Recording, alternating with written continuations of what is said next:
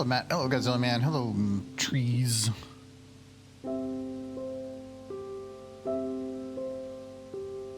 don't know why I said it like that.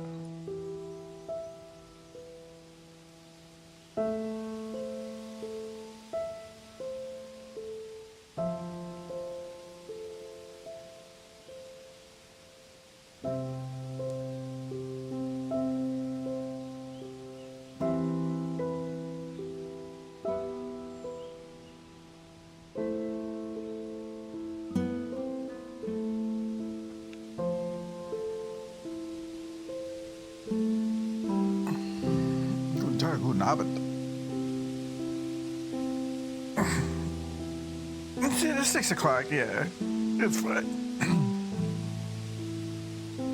I saw there was an MLP collab with Magic the Gathering. Yeah, Michael brought that up before. There was one a while back, but I heard that there was a new one. I don't play Magic the Gathering, but I do buy the cards sometimes. Like Final Fantasy, I bought a few hundred cards, actually. I have a good amount of them. And I bought one of the collector's boxes that I haven't even opened. I'm just going to leave it shut. I'm not doing it for an investment. I just like putting things on the shelf of things I enjoyed, like Final Fantasy. So I thought I would participate. It's one of those things of... if you like something, support it, and I try to do that whenever possible. Like actually, the Sunset was just talking about the Neon Odyssey Kickstarter. It made $13 million, and I saw the trailer and I thought it was really cool, and it was D&D inspired and everything. I was like, hell yeah! So I signed up for it because I was like, they're doing cool things. I want to support it.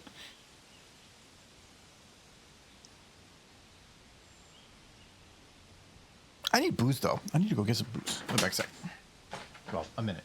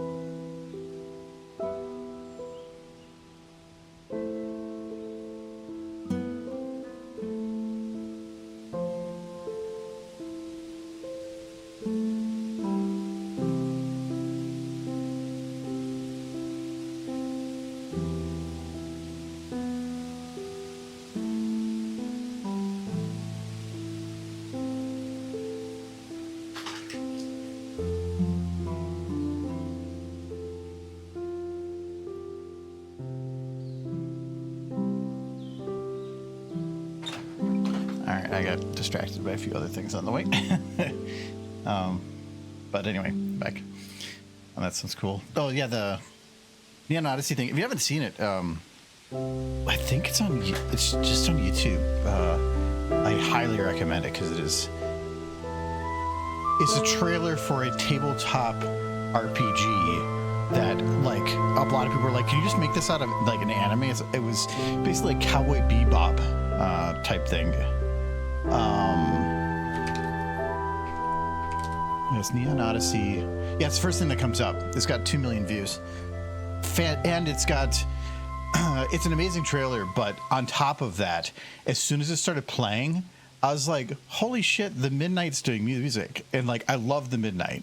They're a band that does a lot of kind of 80s inspired music, and they made a custom song called Neon Odyssey just for the music video.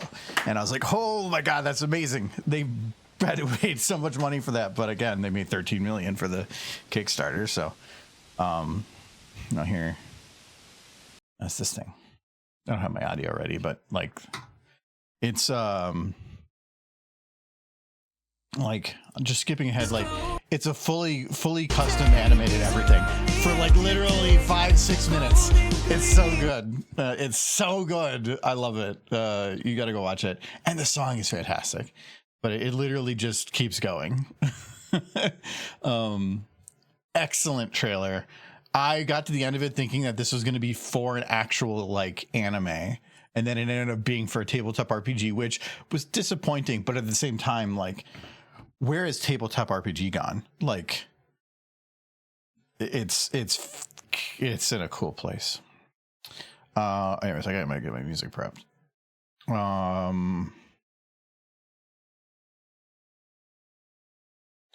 There we go.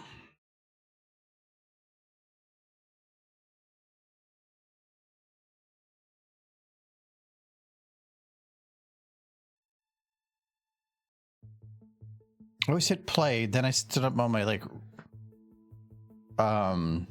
randomizations for stuff, and then hit next so it doesn't just play the same one every time at the beginning, and it went to the same song. Okay, that was weird. Check it out sometime. Yeah, I highly recommend it. I was engrossed when watching it. So anyway, we are doing some more bad fanfic stuff.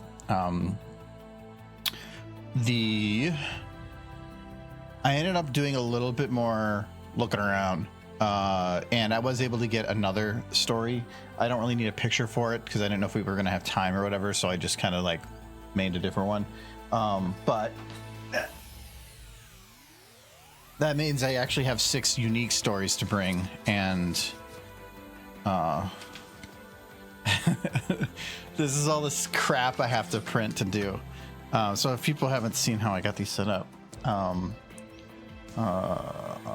so like the one we did for the Bride and the Ugly I screw in before, this is kind of how I set up. So I have, I'll switch to the camera. So you have the scripts, the name, the person that wrote it. I highlight who it is, and so each person's section is highlighted all the way down. The number that I put there is these are just lessons learned from doing stories. The purpose of the number is it's how many lines, and it's approximately, like, if it's like a large paragraph, I might call it 2, so that when I am asking people to do lines, and I say, hey, who wants to do rarity? And somebody really is excited about doing rarity, and they're like, I want to do rarity, and then they come up and they have 2 lines. It's a little disappointing for them. But in the other side of things, sometimes people want to participate, but they don't, they're socially awkward. They want to participate, but they really don't want to do too much. Having 2 lines is perfect, because then they're like, oh, that's not much. Yeah, I'm comfortable with doing that. If I mess up, it's fine. I only got 2 lines.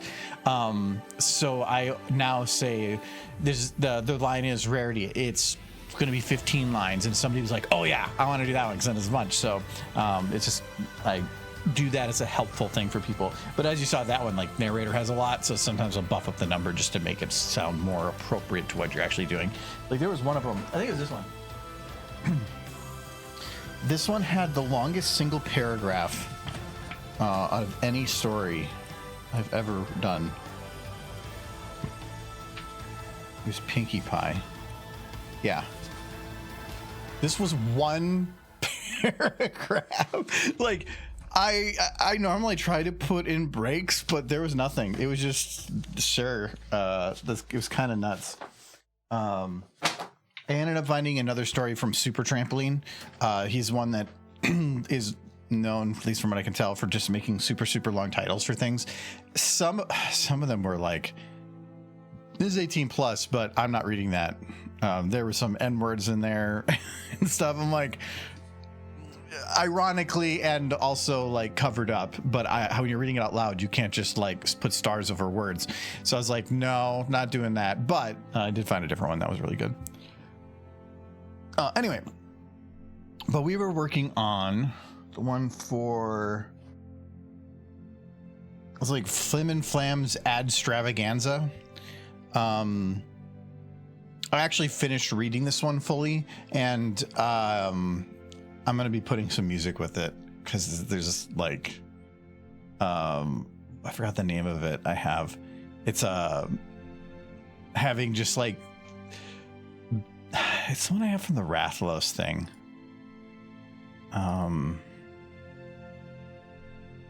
Did I put this in Rathlos' folder? Yeah, this one. The music in the background of this. Because it's just the perfect like salesman in the middle of the country music. Oh, come on. Yeah, there we go. Whoa, yeah, that music. That's right. It's just perfect. Get your asses in here. Okay, that was an old video. Anyway. So what do I need to do here? So I know it was put in the monster truck and then running over a lemonade stand, though that technically is like only the first paragraph, and after that it takes a very different turn, but good enough. Let's get Flim, and not Flim, Flam. He's got to be in the back here.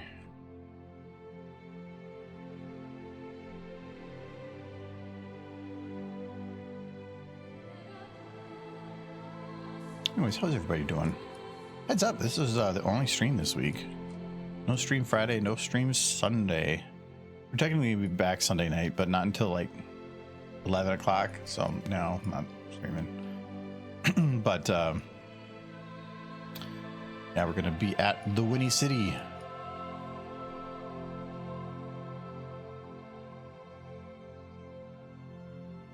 What is that?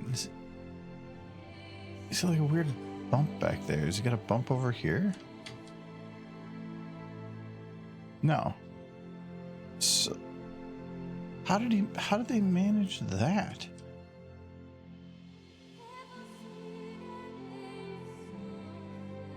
Most of the stuff is mirrored. So, oh, okay. Apparently he's just got a little, he probably should go to a doctor for that.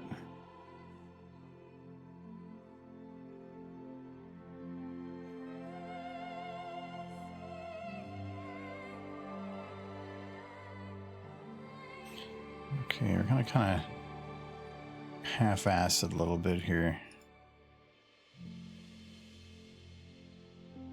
Wow.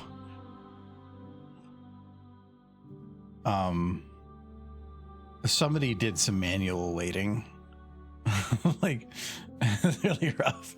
Yeah, it's really rough. These are old models though, so it was a very earlier fandom, wasn't as good as current fandom for their stuff. This like actually would probably be up, but like this is an example. Oh, this is a really bad example of bad knees, because this is the distance between these two bones. Actually, this is, how are you supposed to bend the leg? Like, the furthest you can put anything down is the distance between these 2 points, because you can put it up to this point or then rotate it around to be down here. That is the furthest you can go. I don't get it. I think it's less about to the modelers and more to the show design. but that's why the show, and even here you can see this bone isn't even in the right place. But whatever. But 2D and stuff, you can cheat quite a bit more than 3D. 3D, you can still do cheating, and by cheating I mean like in 2D, if at certain angles you can have things shown that normally wouldn't work physically in a 3D space. Like they often have it where the character's looking at a slight angle and they show both eyes, but like literally that eye is on the other side of the head. How is it like popping up to be in front? Like a spider web on me. It doesn't make any sense. 3D, you can't do that, but I have seen people do some tricks, like for instance, if you have, I wouldn't be able to do it with this model. But say you have the mouth open, kind of like from an angle like this, to make it look more cartoony, they'll sometimes just drag the mouth back here, like backwards, to hide it, so that it's fully transparent all the way through. I know there's a popular picture. Hold on, I want to see if I can find it.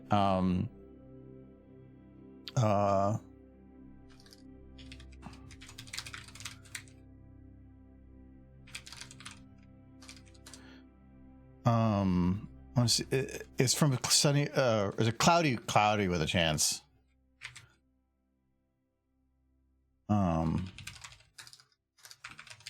Let's see if I can find it. It's a hilarious picture. I think it was actually one of, like, it was up from this shot or something. Oh yeah, they were kind of showing it here, I think. Where in these actual angles, like the mouth itself would actually have been visible, but instead they like super stretched it behind the face, and they had the angle where they showed what the face looked like from that other side, and it was just, everything was just pulled back on their face because it just worked from that angle. But they're definitely doing this as a more cartoony look. You can even see the same for this shot. Like, this is him angled downwards. That nose should be covering that eye more, but he's definitely doing like the large eye for a zooming thing, but they're still playing with it a lot to try to make it feel more cartoony. Obviously, that's kind of what the whole thing is about, but it was fascinating. I love looking at behind the scenes stuff for 3D animated things, because it's the tricks they did things. One of my favorites, somebody did a large article on The Incredibles, the Disney Pixar film from a while back, the superhero one, that talked about their cinematography, and it was actually like fascinating. And I love seeing that from the 3D side of things.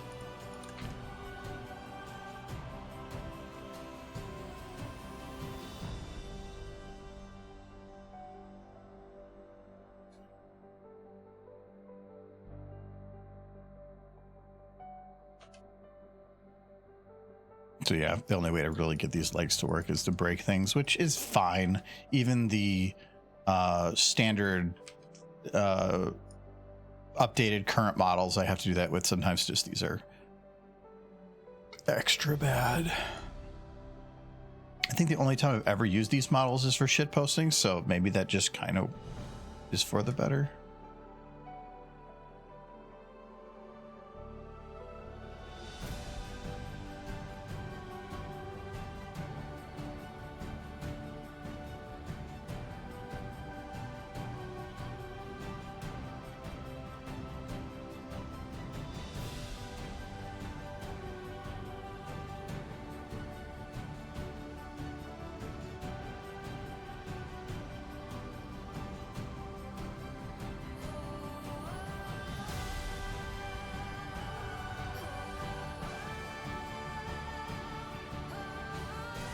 Okay, we'll kind of have him, I think, lean a little bit.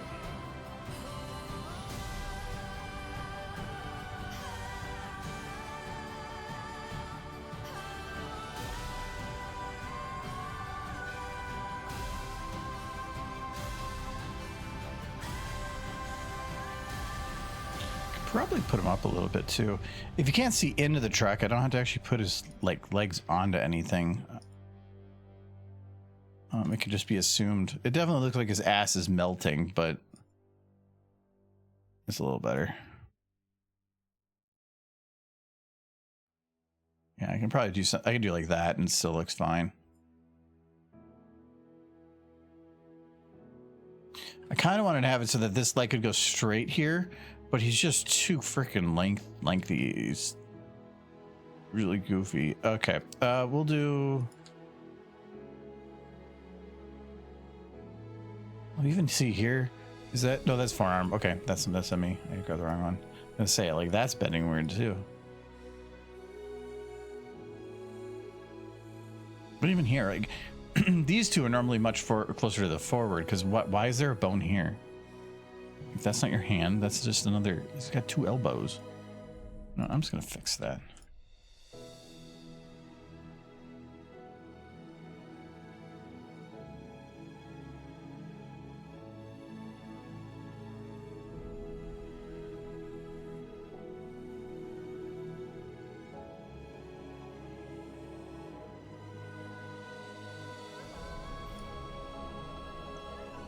This is still too high.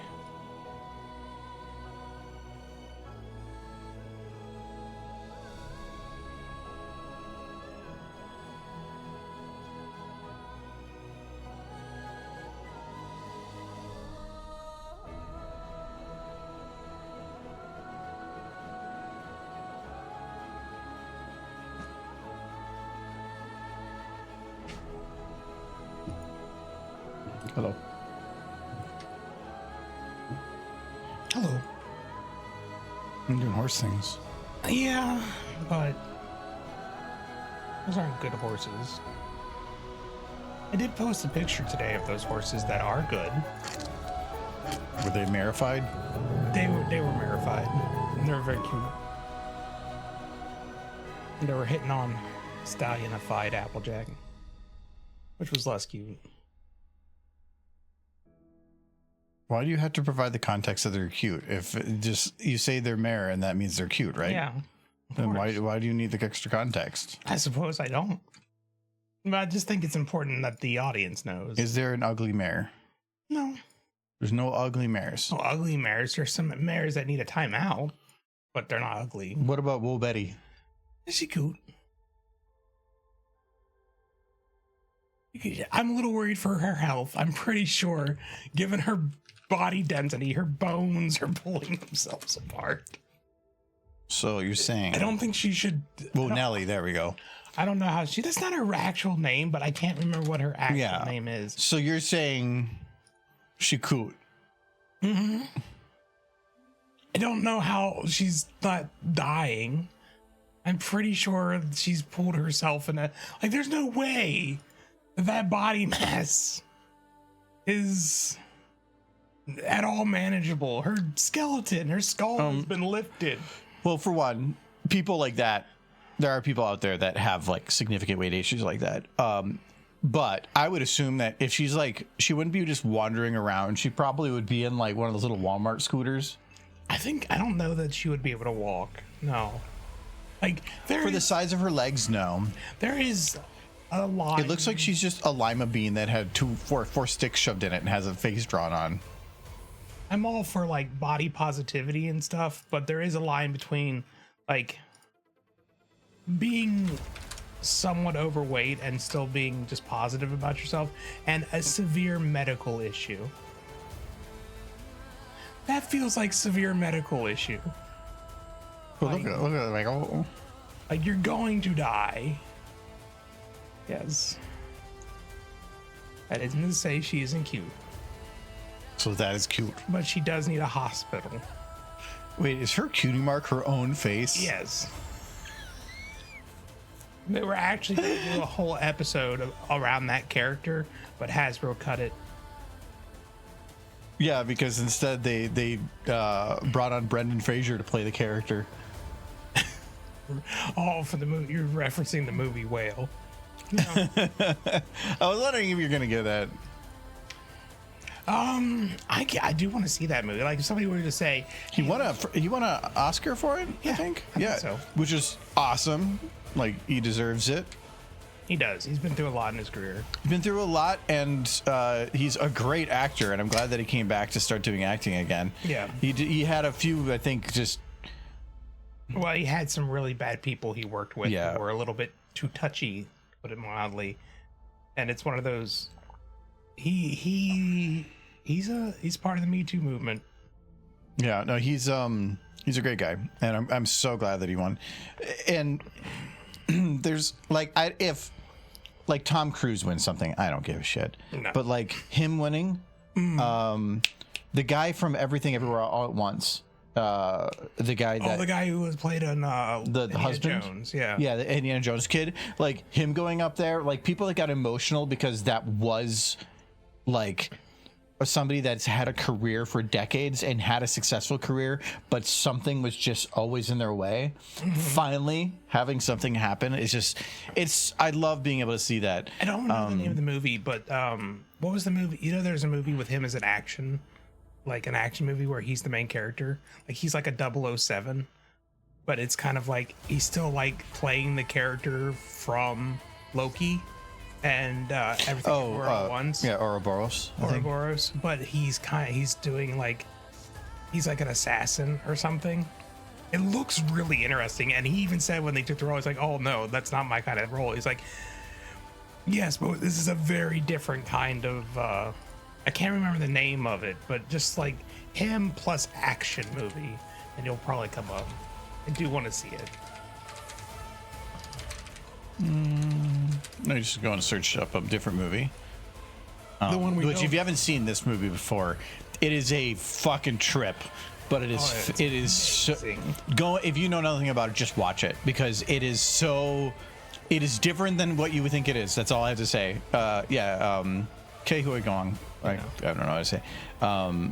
It'll take a few tries. Yeah, that was him when he won the Oscar. It was just great.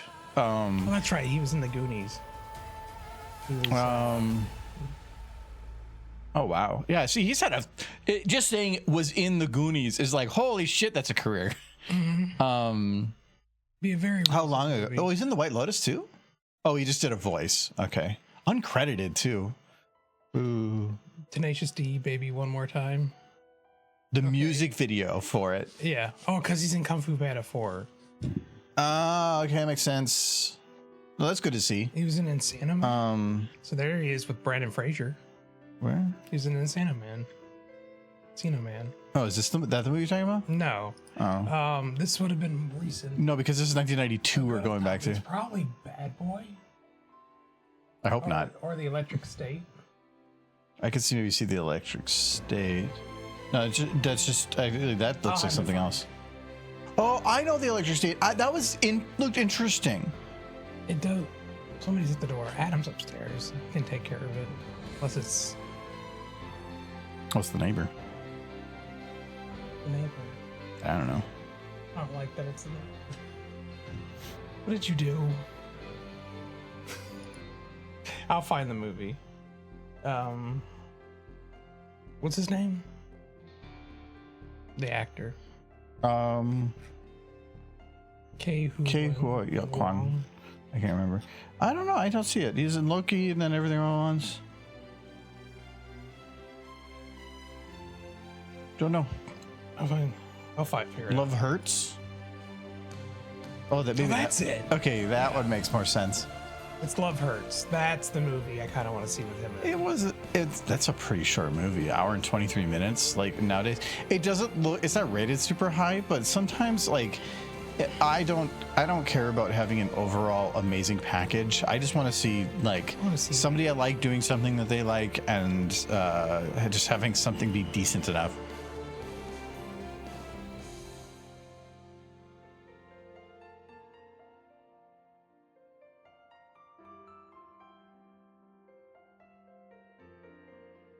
Okay.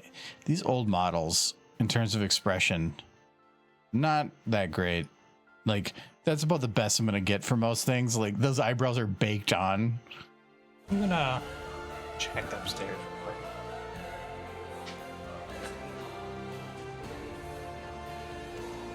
I mean, I could listen in too. I don't even know if they're still there anymore.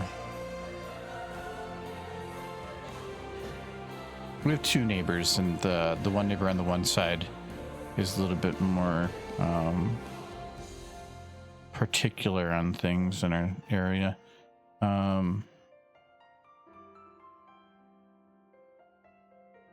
Oh, looks like they went somewhere.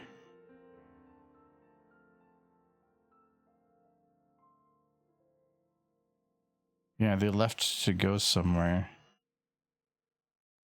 A while ago, I think it was when we were in the townhome. We had somebody that came up to our back door once of the place and knocked on our door and is like, "Hey, there's a tree that you guys need to cut down." I'm like, "I'm in a townhome. I don't control that stuff." And he like wanted to go show me some tree in the woods because he owned like the property in the back of that. And he's like, "You guys need to take care of this." I'm like, "Okay." I didn't give a shit. I didn't say nothing. Like, contact the association. Not my problem. I can't even see that tree from where I am. But also, don't go knocking on the back door of somebody's house.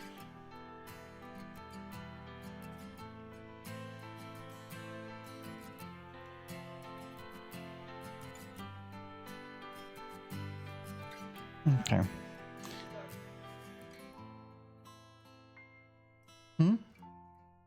Tree branch fell from our side to the neighbors and damaged their fence. The big tree. Yeah. I was just out there yesterday. Well, okay. Well, I'll deal with that. We'll deal with that later. Yeah. Is he still here? He was just outside. I told him I'd bring it to you guys' attention on this. Okay. Yeah. All right. Yeah. Because it's like buried into the ground deep, pretty high, and it looks like it still might be like a bit attached to the tree. It's weird. Okay. Well, I can't deal with it right now. So. All right. Sure. The issue is that the way it's standing right now, if it leans over or falls, it could do more damage. Is the issue? Okay. You want to entertain people? You want me to take care of that? I mean, if you want to. Because it's gonna need the chainsaw. Oh, yeah. Okay. Yeah, if you want to. All right. Yeah. It was fun, chat. I'll finish this beer later. Do you want to get a picture of it before you do anything too? Yeah. Just to make sure. I'll get a picture of it. Yeah. Okay. Okay. I'll have to sharpen that chainsaw. What are you talking about? For the last thing. Okay. Have fun with the stallions. Margaret, I take it you did not need or wanted that cheap thrown together for coupled together last minute. No, I'm good. I ended up digging through the archive of a few people's stuff and found a few of the new things. So I got 6 full stories. Generally, we get through 6.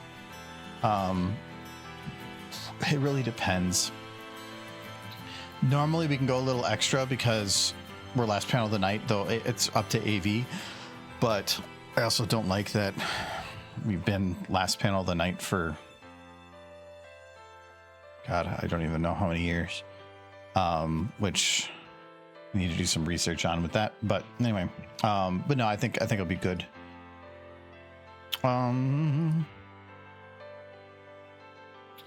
Okay, so we need. I don't really like the way that he's looking.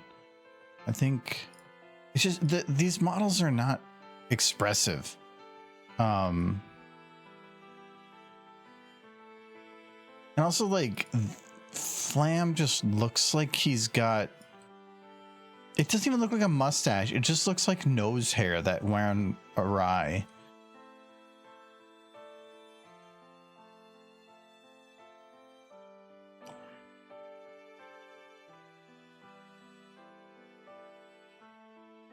Whatever. I don't think they ever talk about where they are.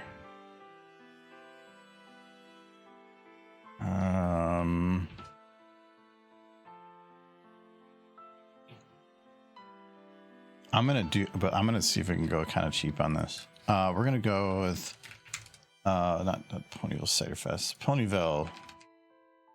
Actually, let's do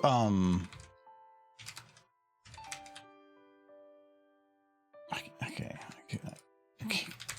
Just images. I have to go here. I want just a background image. Not. What is this? Is that from something?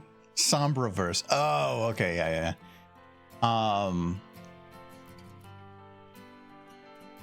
We're gonna go MLP background. I just want something that looks like some kind of a filler background something.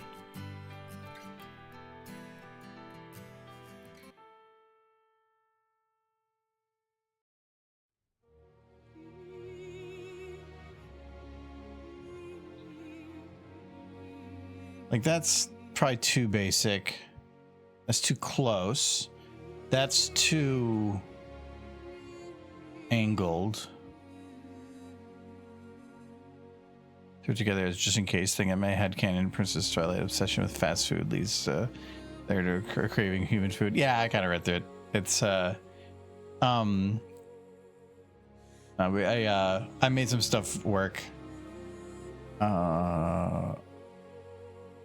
Maybe. Yeah, that can work. It's only 720, but we'll make it work. I want to build it into the image. We'll make it work. No, I think over the years I've just found certain art authors that are just work really well, and I just have to dig through their stuff more. And that's what kind of helped me here.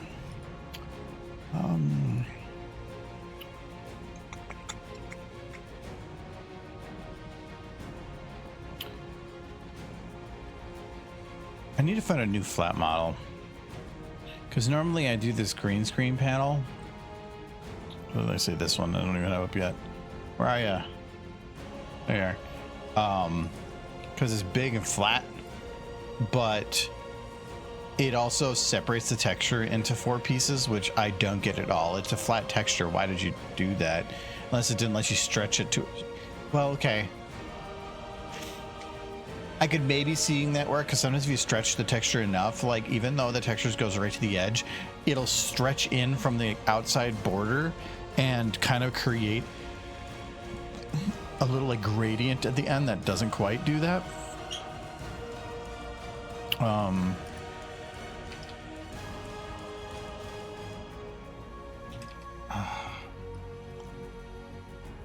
You know what? I know what to do. We're gonna do sky card. Ooh, actually, this I want perfectly flat. That's perfectly flat. We'll do that. Boom.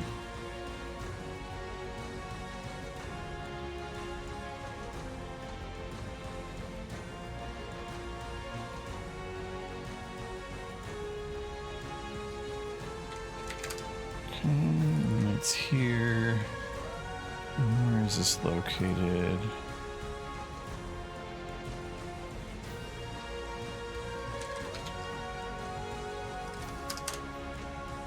Okay.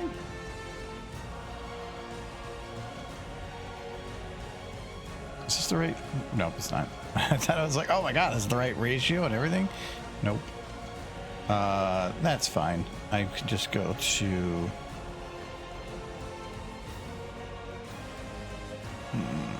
We'll go to here, and then we will. Am I doing last minute prep? No, he disappeared. Apparently, we had a tree branch from our tree on this just on the outside of this window fall and hit the neighbor's fence, and apparently got itself lodged in the ground and did some damage. So I was gonna run out there and do it, but since it needs to be chainsawed, Michael knows better on that. He's taking care of that portion of it. Whether or not they're gonna request reimbursement, I am unsure of. But we had a branch from that tree that was hanging over their fence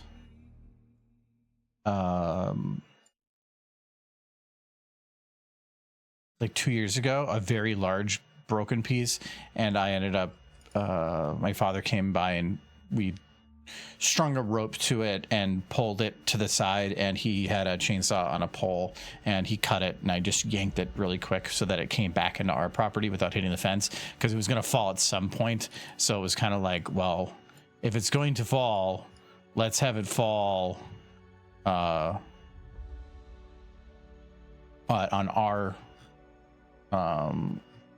our control, not nature's. So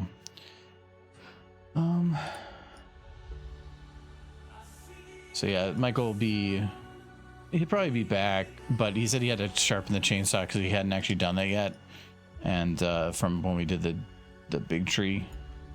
So yeah, he might be a little bit.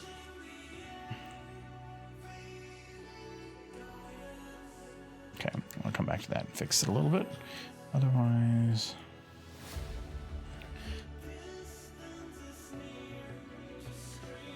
and I mentioned at the beginning too, we are not streaming this Friday or Sunday because we will be at the con.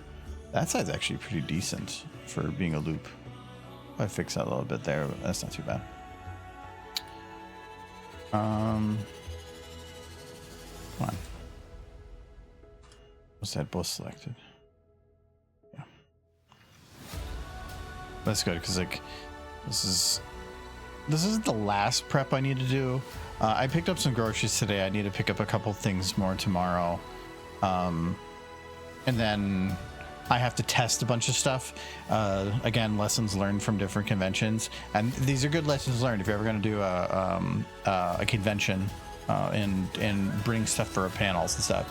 Is for one, if you're going to use a laptop, make sure it is fully updated, and also turn off any before the panel. Turn off any discords, anything like that. Anything that could have pop-up messages that come up. Having it where if you haven't turned on the computer for a while and you turn on just at that moment, and then suddenly it's stuck into a forced auto cycle of doing updates. Not pleasant for a panel. I say that because one of our friends had that happen during. So just make sure your crap's updated. Test the software beforehand. Test everything beforehand. If you're in any PowerPoint, make sure that the PowerPoint you have goes there and opens. If you've never duplicated desktops, plug it into a monitor. Make sure that it can duplicate. Make sure that you know the settings that you need to do to get the audio to duplicate properly. Always bring with you an HDMI cable, at least 6 feet, but preferably more.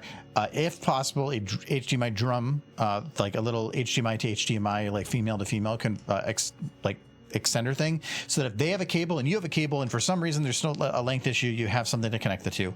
And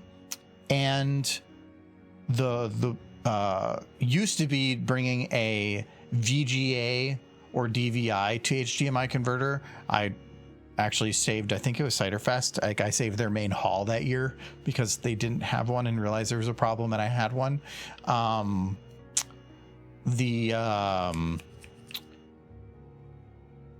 If you can bring a 3.5 millimeter cable, do. That one's not as much important anymore. A 1/4 to 3.5 millimeter converter for audio is also really useful to have. That saved me before. Trying to think the other things. Always have your content on more than one piece of media. So if you have a panel that you're going to be presenting, do not just where's the stamper? Oh, it's in here, isn't it? No, it's not in there. Where is it? Oh, there. I'm blind. So like, if you're going to be presenting something, don't just bring it on the laptop and that's it. Put it on some other separate pieces of media as well, if it's critical. I don't do this one as much anymore, but if you haven't done it before, I just recommend it because you're going to be thinking about a lot of other things and you're going to forget things. Jay is notorious for doing that for anthology, to where he will have anthology on a laptop and like 2 or 3 flash drives, just as a precautionary thing. And also have one of the versions on the cloud. So if you have some way you can upload data to the cloud for storage of some sort, highly recommend having a copy there. If you're going to show videos on YouTube, just have know where the YouTube links are. Have them already copy pasted in a document. You do not want to spend time during a panel digging around to figure out where something is. Having it ready and available is great. Actually, if you're doing a panel that's like a nostalgia panel or a video panel that's showing content about other people's work, also, if you can, print out a piece of paper that says the names of the videos and who made them. It is not uncommon. It's actually fairly common for people to say, hey, I liked that video. Where is it? And then if you're like, I think it's by this person, just look this up. Have a piece of paper. You can just say, hand out and say, here's everything that you just watched. And then they can go and look up that and other people's information. Otherwise, if you don't do that, to me, it kind of feels like you're just taking other people's content for your own benefit. You should be, whenever possible, trying to direct people to those channels directly. Trying to think of some others. The main thing I usually just do is cables. Just make sure that whatever cable you think you're going to you need from them, have it with you. If you can bring a extension power cable, a 3-prong extension power cable, you might think, what are the chances that I'm going to need this? I have needed it. I have needed every single cable you can possibly think of at some point. It's just, in the end, you could say like, well, they should have that for you. It doesn't matter because you're the one doing the presentation. If they forgot and they have a problem, it's still on you to do the presentation without it. So just CYA it, cover your ways.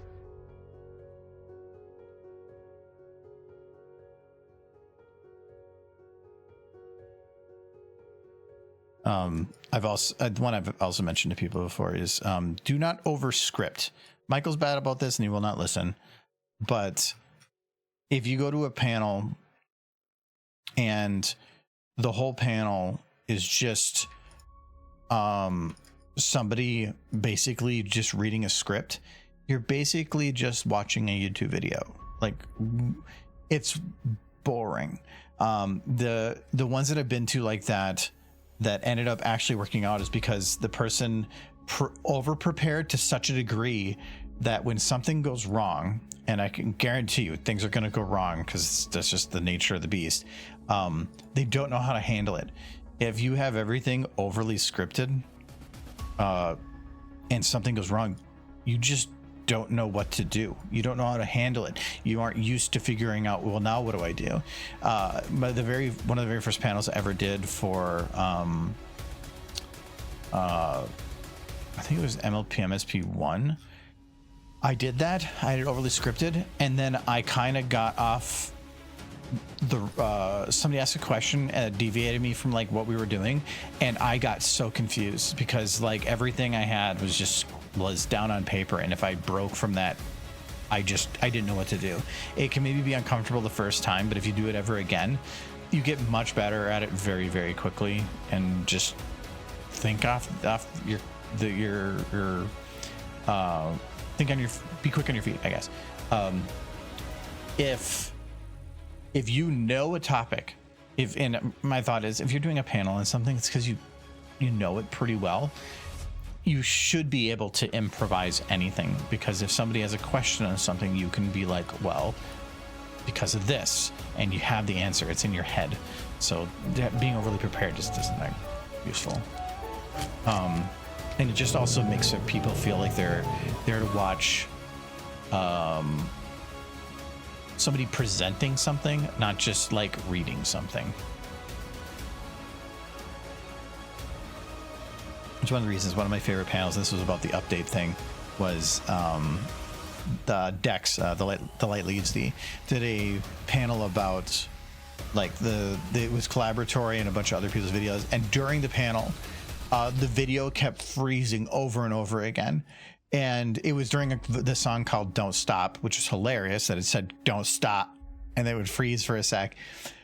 They were panicking and they were embarrassed, but the audience was laughing their ass off So yes, you made an amazing thing that kind of feels like it was ruined a little bit, but those people can go and watch that thing on YouTube, and now they know it exists. They can go see that version, but now they got another version that they very much had fun and enjoy. We ended up figuring out is because his computer was doing an update in the background, and halfway through the panel it came up with a thing that says, all updates have been installed. Would you like to restart? And everybody laughed then too. And I've been to like 100 panels. I remember that one, and I remember it because of the things that went wrong. And so I'm big on let things go wrong and have a little bit of fun with it. It was all good. Hard lesson I've learned watching you, Argo. Back up on every different memory devices. I'm still. There's a couple things I'm not as backed up on as I wanted. Like I had an auto backup for SFM. I don't think it's enabled right now.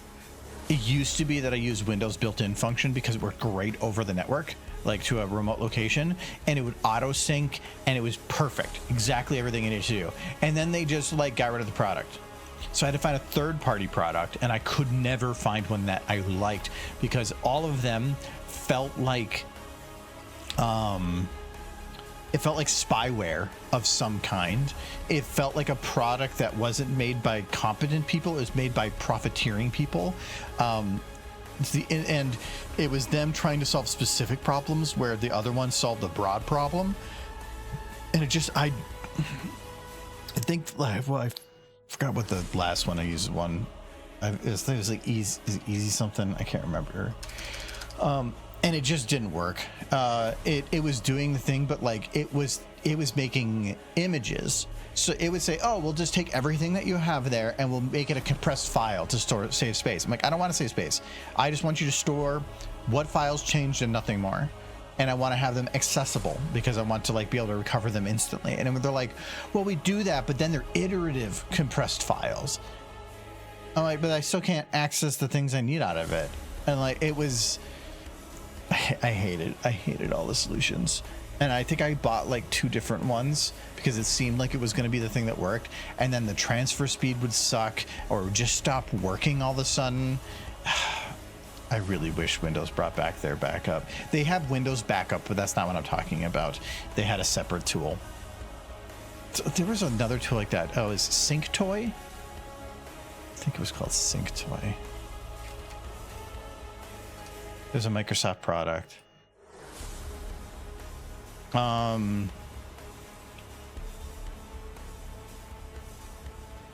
when did they... But this one definitely went away.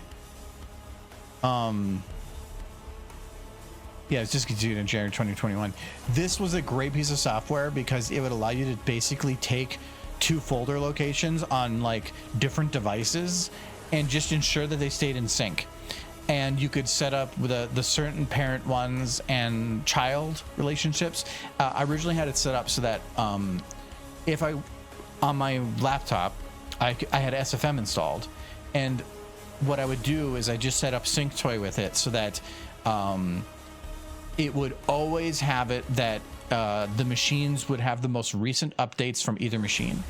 So whatever, if I was on my main computer and I did a bunch of stuff, the next time I plugged in my laptop, it would update all the updated files to match it in that one folder only. But then if I did something when we were at a convention and I did some stuff and added a new file, when I plugged it back in, it would just download those up here. It worked really slick, and it was like around for a year, and then they got rid of it. And that sucked because it was so nice that I could just plug in my laptop and have it ready to go for panels. And then anyway, I want to save this. So this is going to be Ponyville. This Ponyville that looks like it's lacking some buildings. I'm trying to figure out how that all works in general. Wasn't there like supposed to be a tower thingy? I don't even care. Gotta go in.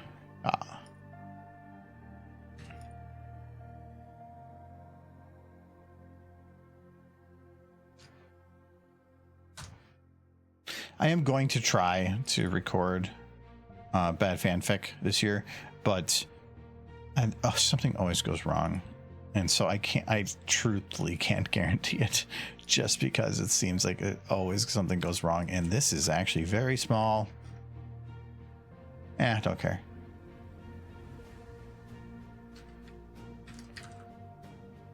This should be like twice this size, but I don't care.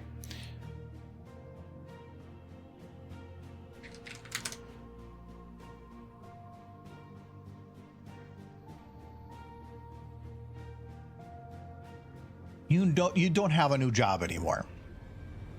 You've been there for over a year, right? Right? That's not a new job. New job you can say for like the first maybe 3 months. You're well past new job. You're past newish.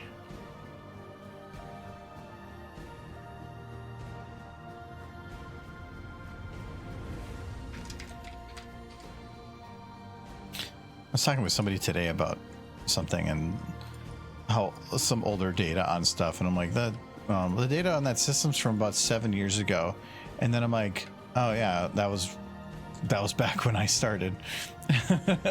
So it's I've been at my company now for 7 years.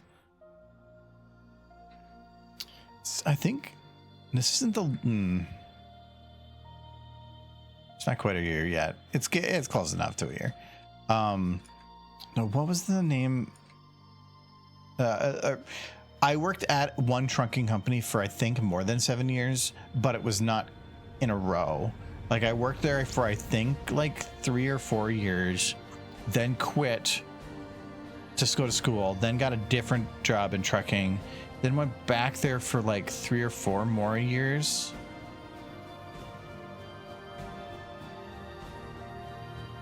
So yeah, I probably worked there for like 8 years total. So I'm probably pretty close. I think this might be my longest running job. Yeah, no complaints. I like the place. They don't frustrate me too much. Some lady frustrated me the hell today, doing wording certain things in such ways that makes it sound like you're an asshole, but I just know that's just kind of the way that they word things, and they're not actually meaning you're an asshole, but like it's hard not to take it that way. So like when you know something was just a glitch in a system, but then they word it as somebody making a decision that glitch is a thing, and I'm like, dude, just shut the fuck up. Like, who decided that this should be part of our process? Like, I can take away your rights to be here, bitch. Like, you know, shut the fuck up. Frustrated me. But that's fine. I just ignored him. Yeah, this isn't too bad for a background. I think the lighting's not right. It definitely feels like green screened, but now that's why I wanted to do it in engine here, so I can get that figured out.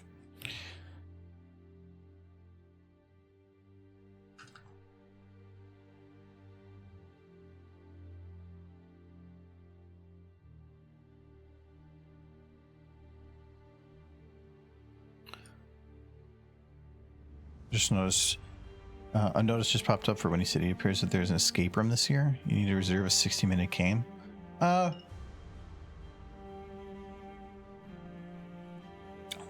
Buckball, I've seen them do before. Escape room is maybe new, but I wouldn't be one of the first ones in that room. There's the problem with being anybody when you make something like that is that they probably tested it using a lot of the same people that are there. And it means there probably is a lot of problems with it, which can be fun, but I probably wouldn't want to be part of it. They ended up actually doing the bottle share, which I kind of want to do. Actually, is there still tickets? Should check.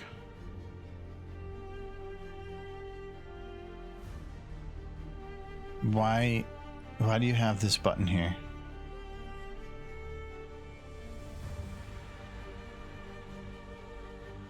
This is update your site. Like you 100% can't put in for a panel right now. Like what happens if I click this button? We're sorry, but this form is now closed. Then take the link away. Oh my god. Wait, apply. Okay, this is just for applications, but I thought that they had a new. Okay, so then they're not. There's no place on their website to go to find it. Hold on.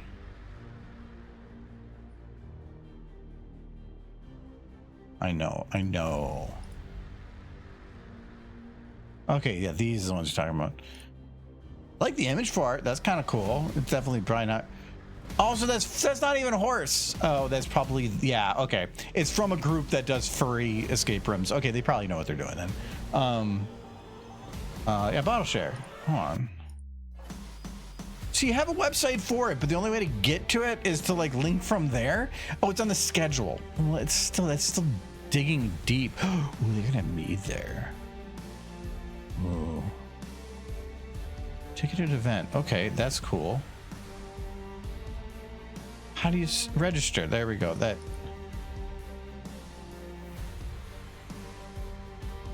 Hold on. Come on. These are the bottom of the list in the add-on section. Okay. Why is it asking me to put in a promo code?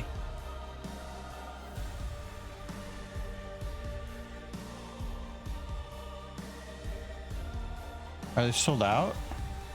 This also could be a Brave thing.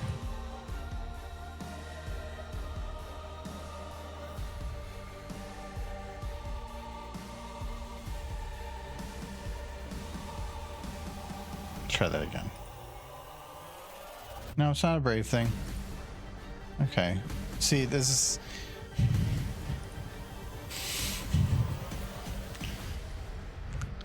It's... Okay, wait. All right. So, wait, register in the add-on section. Is it? Okay. So, let's... I've already bought a badge, though. So, what, like... Oh, I can't... I thought pre-reg was closed.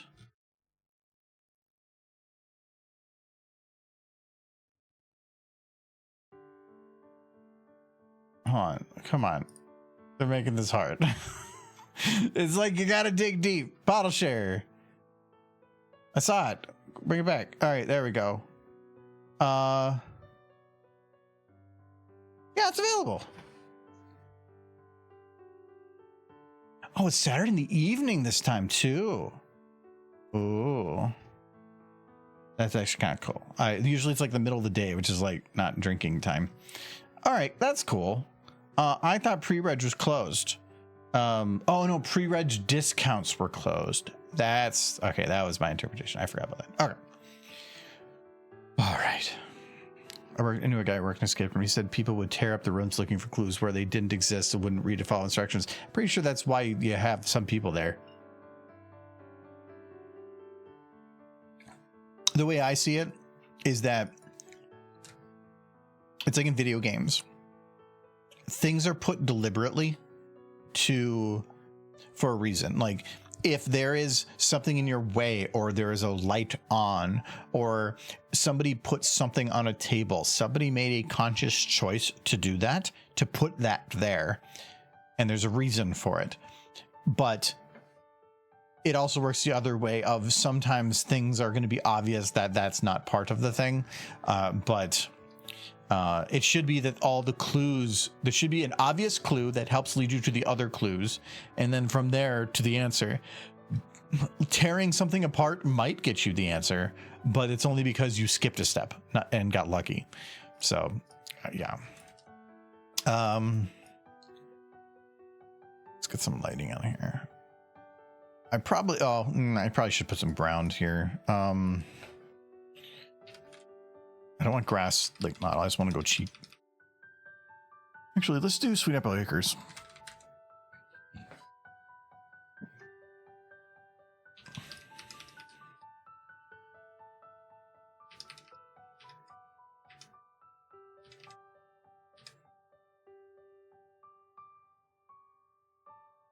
Let's do that.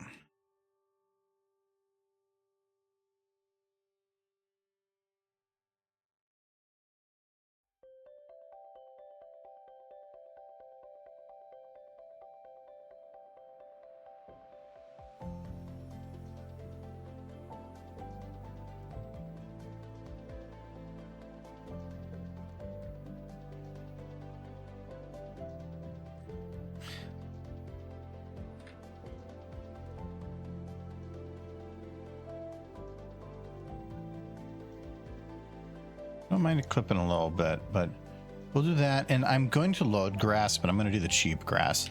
There's a grass, I think, in a 128. But not that one. I think it's that one. But 128 maybe is what I'm looking for. Maybe 64.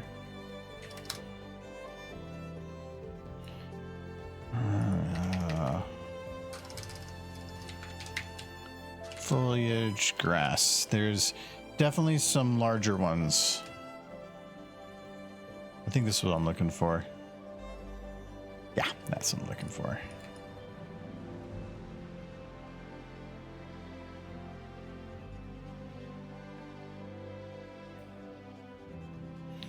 I had an idea for a plush swallow room. Then I recall the hygiene issues at cons. Some cons are better than others, but in general, yeah.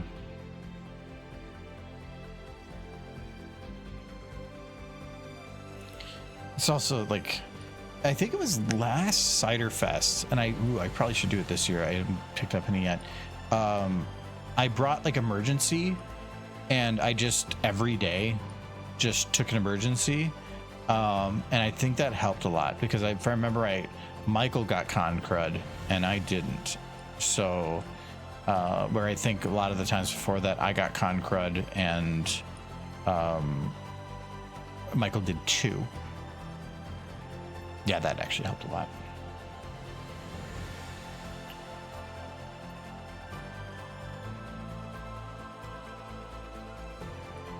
Yeah, it's emergencies to me not cheap. It's kind of expensive for what it is, but not getting sick, I'll spend 30-40 bucks for that.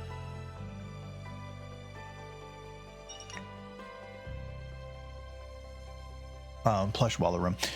Also, if what I'm thinking about what you mean with plush wallow room is what it is, nobody's going to want to give you your plushes for that. You would have to have them all supplied by you, and somebody is not going to respect the property of others. So you could have somebody, if you put a bunch of plushes in the room, somebody is going to run in there and do something that is going to destroy property. It is not a hygiene issue. It's actually lower on the list compared to safety and accountability. Somebody's going to do something, and the most you're going to be able to do is kick them out. What are you going to do? Like fine them? Like it's not going to work.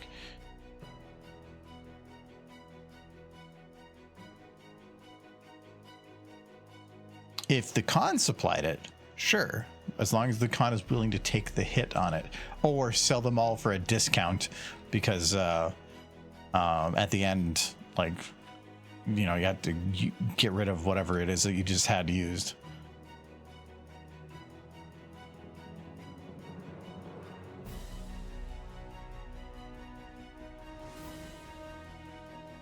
So the truck is not as bad as them. I feel like I can, I think I can make this work, but I'm going to put it to like a comfortable brightness for them, which I would say is this. And then we're just going to go to our truck and bump its brightness up. Because technically the color modifier in here doesn't just increase overall brightness, it increases it's kind of interesting. It's the zero color. It increases the brightness that's hitting it too. So like now that actually matches the brightness I would want just by doubling it. But this, I gotta do the same thing with the other things too, I think.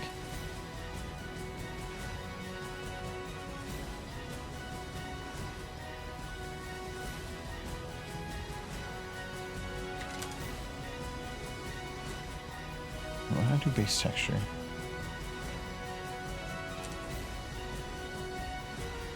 I did base texture, and this is one of those glitches in SFM. It broke all the wheels, though. That is pretty cool looking, because I think that's just ambient occlusion. No, that's just bump map. I don't think it's either.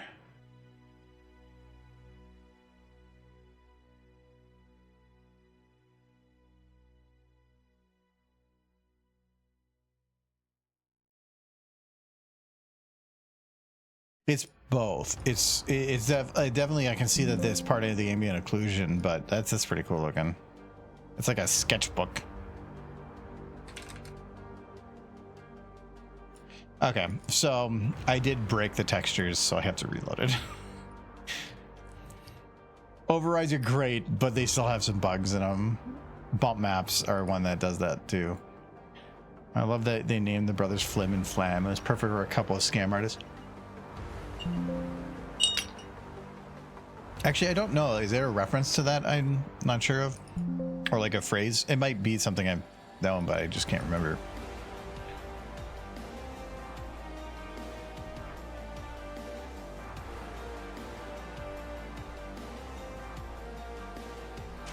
They're not scam artists. They're selling legitimate quality product.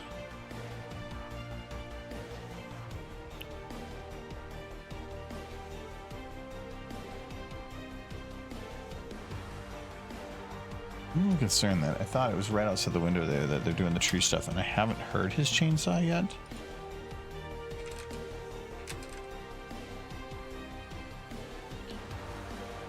Why is the underside of this truck still so dark? I can light it up, but it seems really dark. I don't think I'm right on the back tires. From this angle, they actually look in an equivalent brightness. So I think I'm good. Tree stuff. Apparently, part of the branch from our large tree there fell and hit the fence and the neighbors. So Michael is out there with the chainsaw. Okay, so apparently this just doesn't accept light. I mean, okay.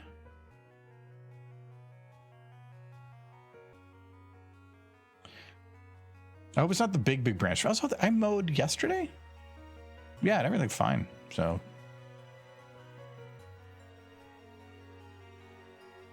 Apparently the fence was damaged, so I'm gonna have to see how that goes.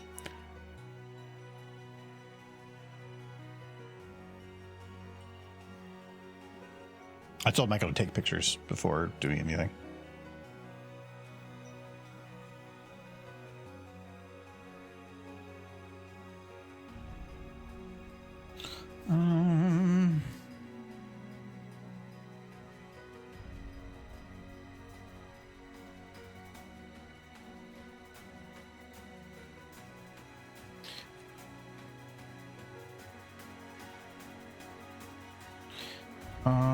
How do I edit sound bites?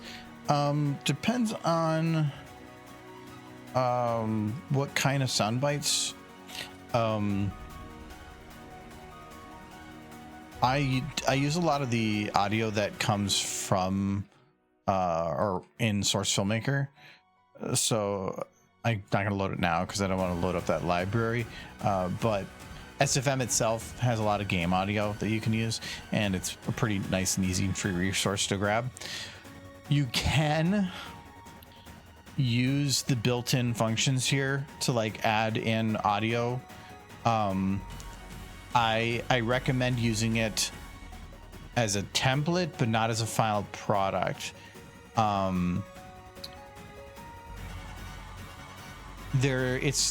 SFM uses the audio that's in here and it works, but like certain fade features don't quite preview correctly or provide you the correct feedback that you'd want. Sometimes it won't even play when it's going through. The way that it processes it probably isn't of the highest quality. The biggest issue they have with the audio is it doesn't always quite match up with what you're seeing. So when you actually hit play and you're listening and hearing things go through here, the video always seems to be desynced from the audio, to where if you play it through and it looks perfectly fine and then you render it out, the audio will be off, because it was giving you a false sense of the timing. If you just like scrub a little bit like this around the area, then you can hear the specific sounds and it is accurate. But what I end up doing instead is I load in the audio here so that I get an idea of what I want to do. But then when I go into like Premiere or After Effects, I do all the audio again. Because then I can that's the final render. There's no adjustments. I know exactly the timing it's going to be. But for if you want to manipulate audio, I recommend Audacity. It's 100% free. SFM prefers to be, I can't export here, but with 44100 megahertz. This makes it really easy for you to set the megahertz for the things that you're exporting, so you can very quickly and easily make something that works for SFM. And it's also it's free. I use oh god, what's the software for Adobe again? It's everything over there starts with a P. Whatever. Adobe has a audio editing software too. I've used that for some things, but I feel like it's too powerful for what you need. Audacity does most of the stuff for free and easier. No, not Photoshop's for pictures.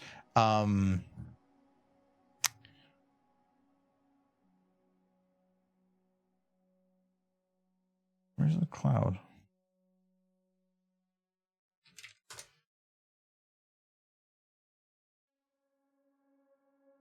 I'm gonna remember it right when I see it.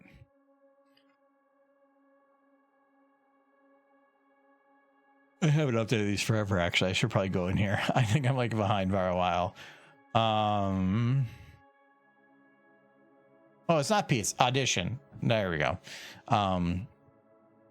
Adobe Audition is just an audio editing software, but again, it's a bit too powerful for what you would probably generally need.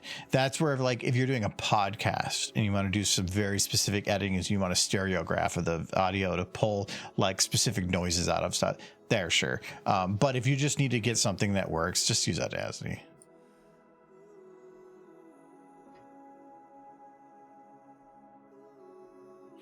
See, now I feel like I can buff up this brightness a little bit. Oh no, that's the front of the truck. Wait, why is that the front of the truck? Oh, that's the front of the truck.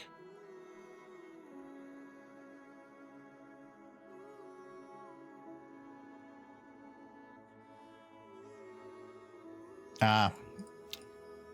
Okay.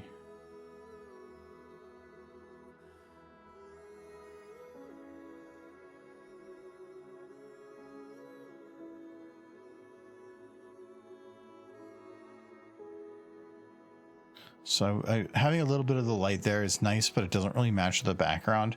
The background's very monotone in its lighting. Oh, red arrow for the raid. So I don't want to have, I want to keep the lightings fairly monotone. We're working on bad fanfic pictures, which is why this is kind of a weird image to pop into. And thank you for the follow, Red Zoo.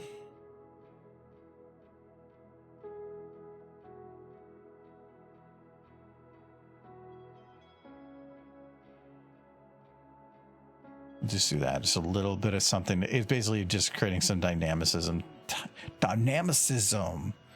to it. I really don't know if we need much more than this. I feel like they need a little bit more lighting from the other side.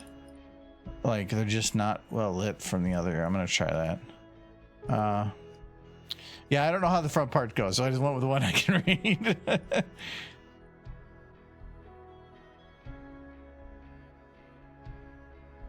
So one of my favorites for my name, because I've been using it since. Holy crap! Hold on. Oh.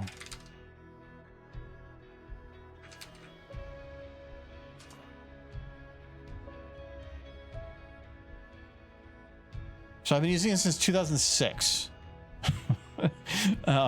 So I've had the same screen name for 20 years now, and I played a lot of Halo 2 and stuff through the 360 for multiplayer online. No, actually, no, that was before. It was Halo 3. I was playing Halo 2 on the original Xbox, but that was a different name. No, when I was playing Halo 3, I had people that had no idea how to say the name that I had, and my favorite was somebody during a multiplayer game just was calling me Argentina. And they said, I know this isn't right, but that's what I'm going to call you. And I'm like, okay. So I get a lot of Argo Demon. It's Damon, but Demon. And I also get a lot of aggro, which is funny because like the second and third letters are swapped, but okay.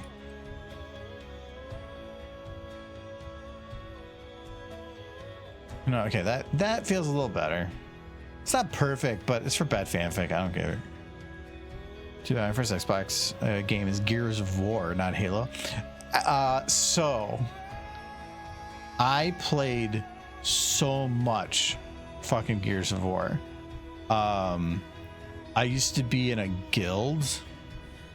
Oh God. I mean, I say guild now. It was in a clan. Oh my God, can I find this? I want to see if I can find it.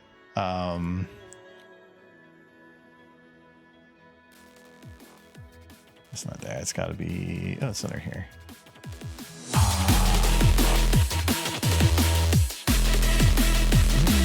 It might be in there, but let's try others first. We were in a clan, and we did like I wouldn't call it competitive. I mean, I guess competitive. It wasn't like contests or anything, but we did a lot of like clan battles for Gears of War. And it was actually what got me to learn web development, which is a lot of what the job I do now. And it was funny because I learned it through building a clan website for our clan. But I'm going into some like these are 20-something-year-old pictures here. Not 4chan. It was.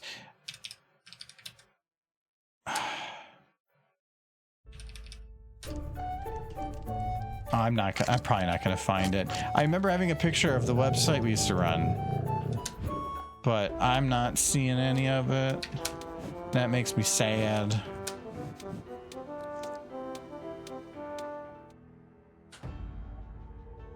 Yeah. Well, yeah, we were called the Ghostbusters, but anyways, we played that for quite a while. I think I played that for like daily for a year, playing with a bunch of friends. Got really good at it. Actually, one of my first YouTube videos, I think I still have it on here. Hold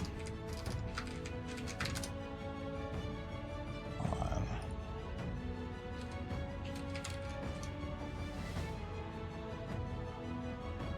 Oh, you know what? I think I got rid of it because of copyright.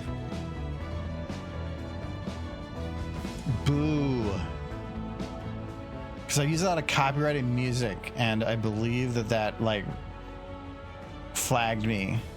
Yeah, I got rid of it. Damn it!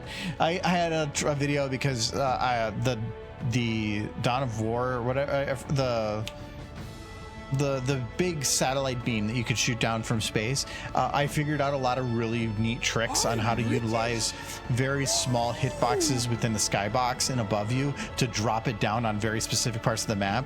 And so when we played competitively, we would have callouts.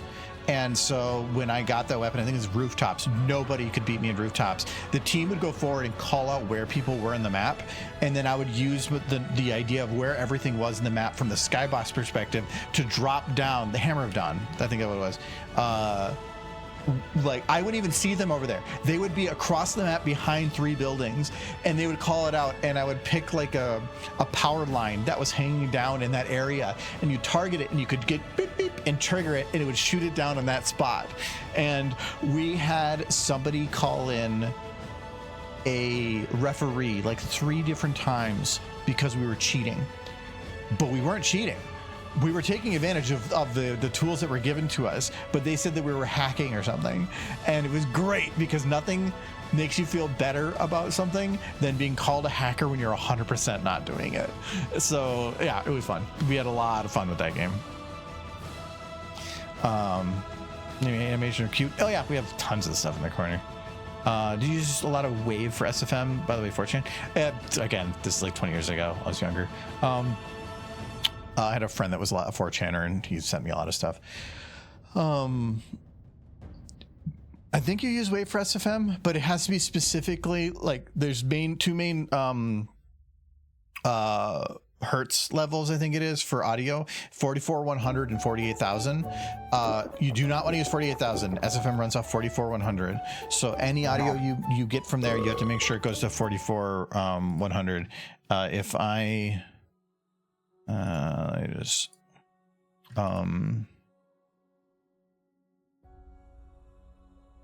I grabbed the 4-hour one.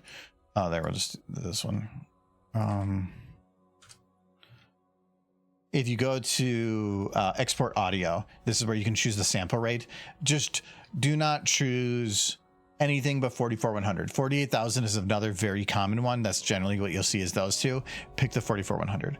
Other than that, just export it as Wave. Whatever the defaults it comes out of Audacity for seems to work with Wave.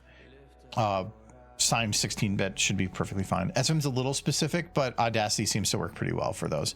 That's the other reason. The Audition, when I exported the audio, sometimes with Audition, it would be 44,100, 16-bit sign. It'd be, I thought everything perfectly fine. It just wouldn't load in SFM. So Audacity has been a lot better for that.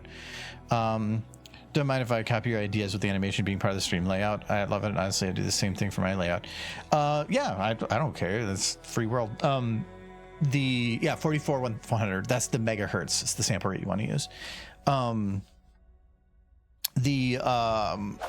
boy, smooching time. What I do for those though, is I render them in SFM with. However other way you do it too. Smooching. No smooching. I do it with a blue background, and then I mask it out. I always render it at 4K because then you can scale it down. If you go much bigger and you scale it down, it will smooth the edges, but also still give you the crystal clean cutout. If you're doing SFM, again, I don't know if you are, just make sure you uncheck subpixel jitter. If you keep subpixel jitter on, it will. Subpixel jitter is at a pixel level. It basically shakes it a little bit, making it slightly fuzzy at the edges. But if it's fuzzy and you're blue screening, that doesn't work very well. So turn that off. But I will also in post add a little bit of a shadow, like an outer shadow to the models, because even on there I have it, so it doesn't feel as much like it's popping or like an overlay. It feels like it's something actually on top of the thing, so you can see there's a little bit of a darker edge. It really helps provide a better effect for everything. So technical melts, brain melts. It took me a while to figure that out. Also, I used to export all of them to Apple's .mov format because it allowed transparency. Don't do that. They're huge files. Figure out WebP file format. It is significantly smaller, not that difficult to work with, and then you're not like having your processor spike like 40% trying to process the video for it. I think like Big Derp, because I had to do it in 4K for full screen just in case, used to be like 1.5 gigs for like 10 seconds. Because it was lossless on MOV to do it transparent. So yeah, do it WebP. Otherwise, I use StreamerBot for the activation for everything. Michael's not here. Michael's the one that does the ghost facts. He's cutting down a tree. Well, but that means I get to do ghost fact. Let's see.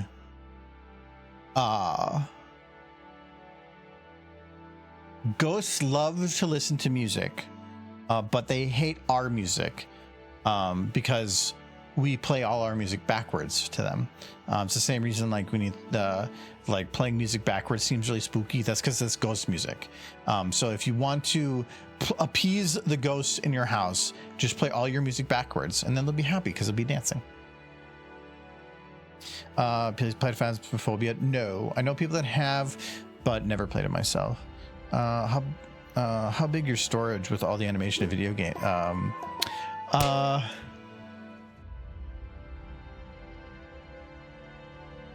have to log into it here. Oh, no, like maybe I got to do it through here. Is it going to show now?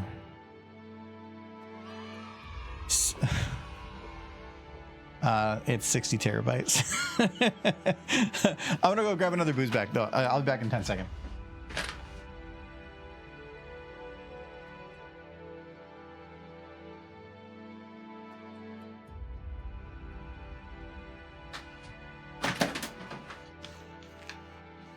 Okay.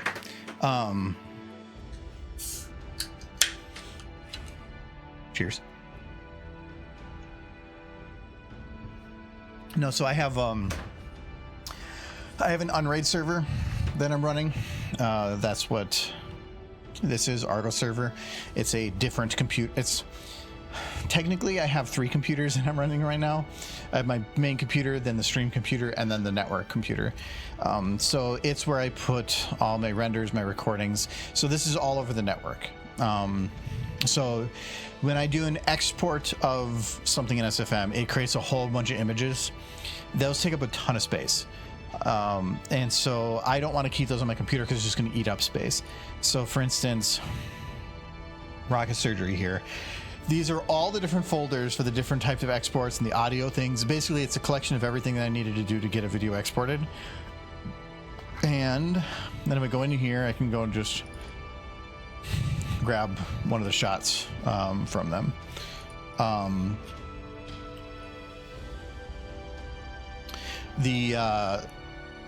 But each of these takes up like 3.5 megabytes, which isn't much, but when you do it thousands of times, it starts eating up space pretty quick.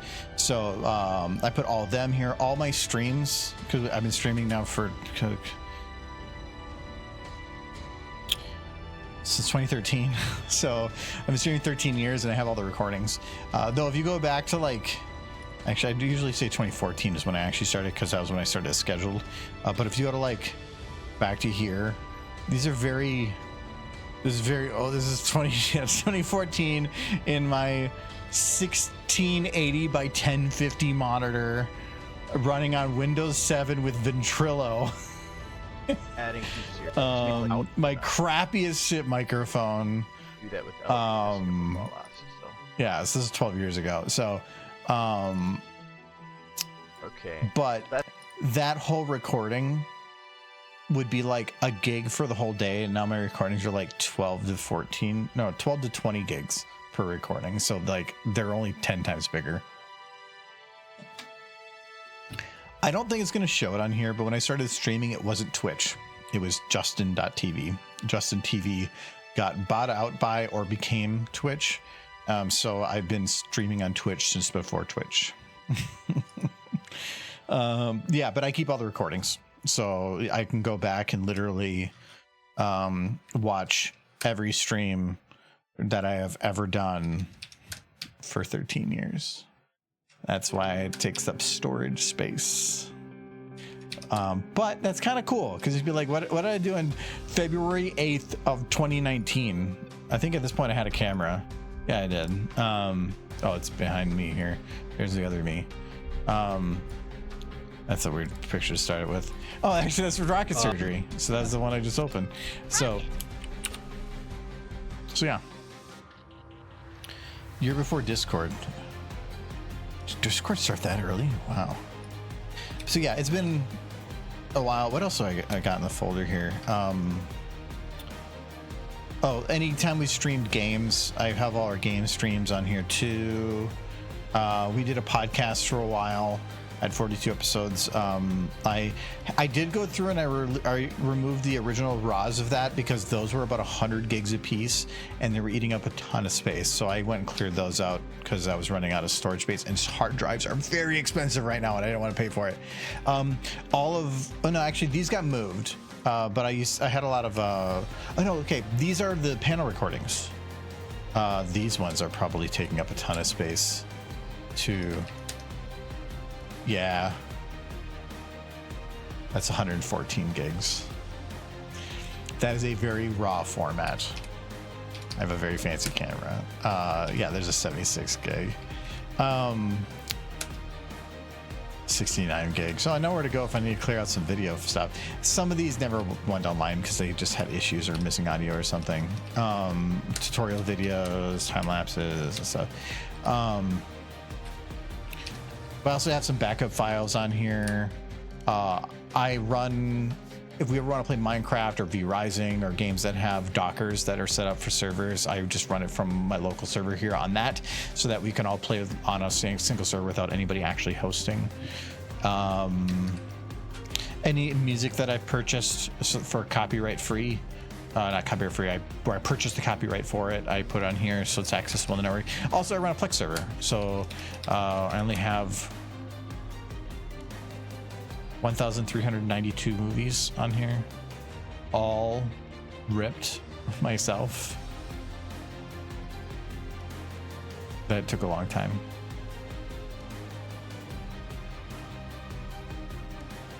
What is Zambasia? What is this?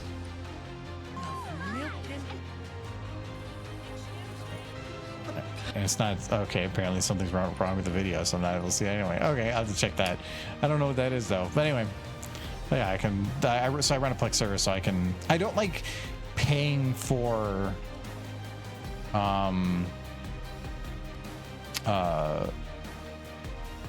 subscription services. So instead of spend $1,000 buying DVDs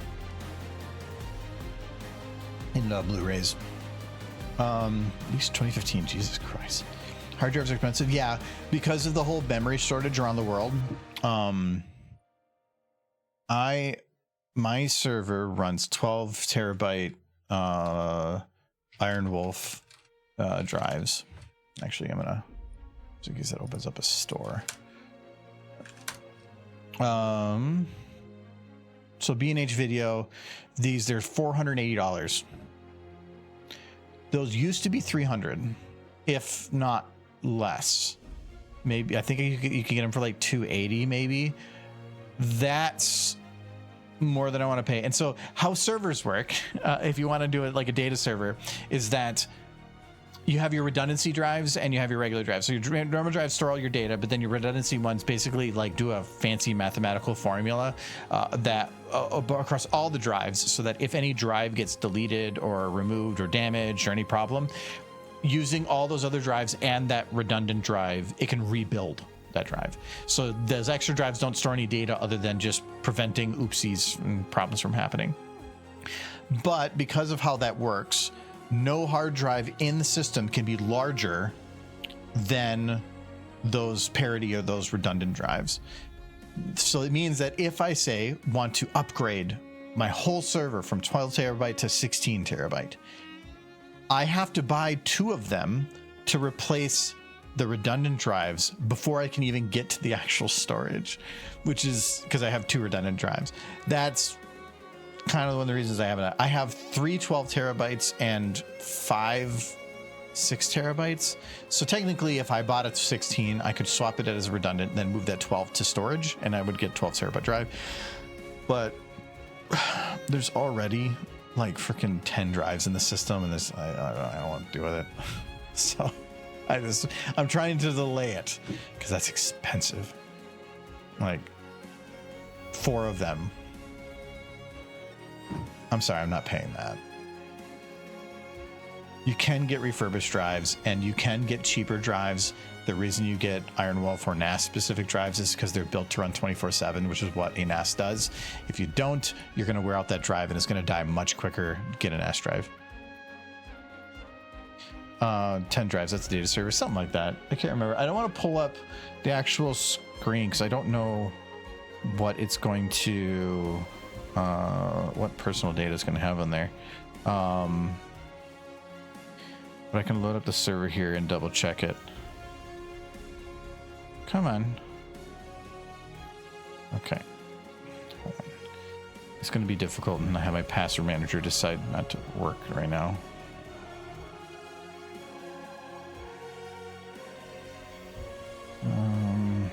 That is, I'm using Unraid for the software. There we go. Paste in the password. That'll get me there. Yeah, so I have 5 6 terabytes, 3 12 terabytes, and then 2 separate drives. So technically it's 66 terabytes that I have available. It just said 60 there because of how I've allocated space and stuff. Plus I have a 2 terabyte cache because I had a 2 terabyte. Those are all spin drives too. I had a 2 terabyte NVMe that like literally died 6 months after I got it. And so I brought it back to Micro Center and they're like, yeah, that's not supposed to happen. So they gave me a new one. But at that point I had already moved to a different drive. So I had an extra 2 terabyte NVMe. So I just put it in the server as a cache. I have another 1 terabyte in there for a VM. It used to be a run, but I don't run that anymore. So yeah, so because this is safe to show. There. So this is all my drives.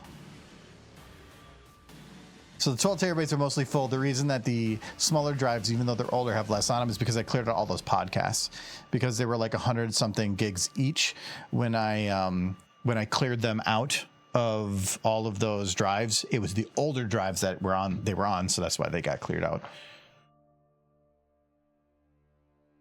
I got 2 SSD Samsung internals, 1 terabyte, and the other 2 terabyte, along with 1 HDC Seagate external that is 2 terabyte. If that's for what you're storing, if that works, that's perfectly fine. The only reason I upgraded to this is because I wanted to keep all the recordings for the stuff we're doing, and if you want to keep like a 4-hour stream at a decent bit rate, it adds up to like 30 or 40 like gigabytes.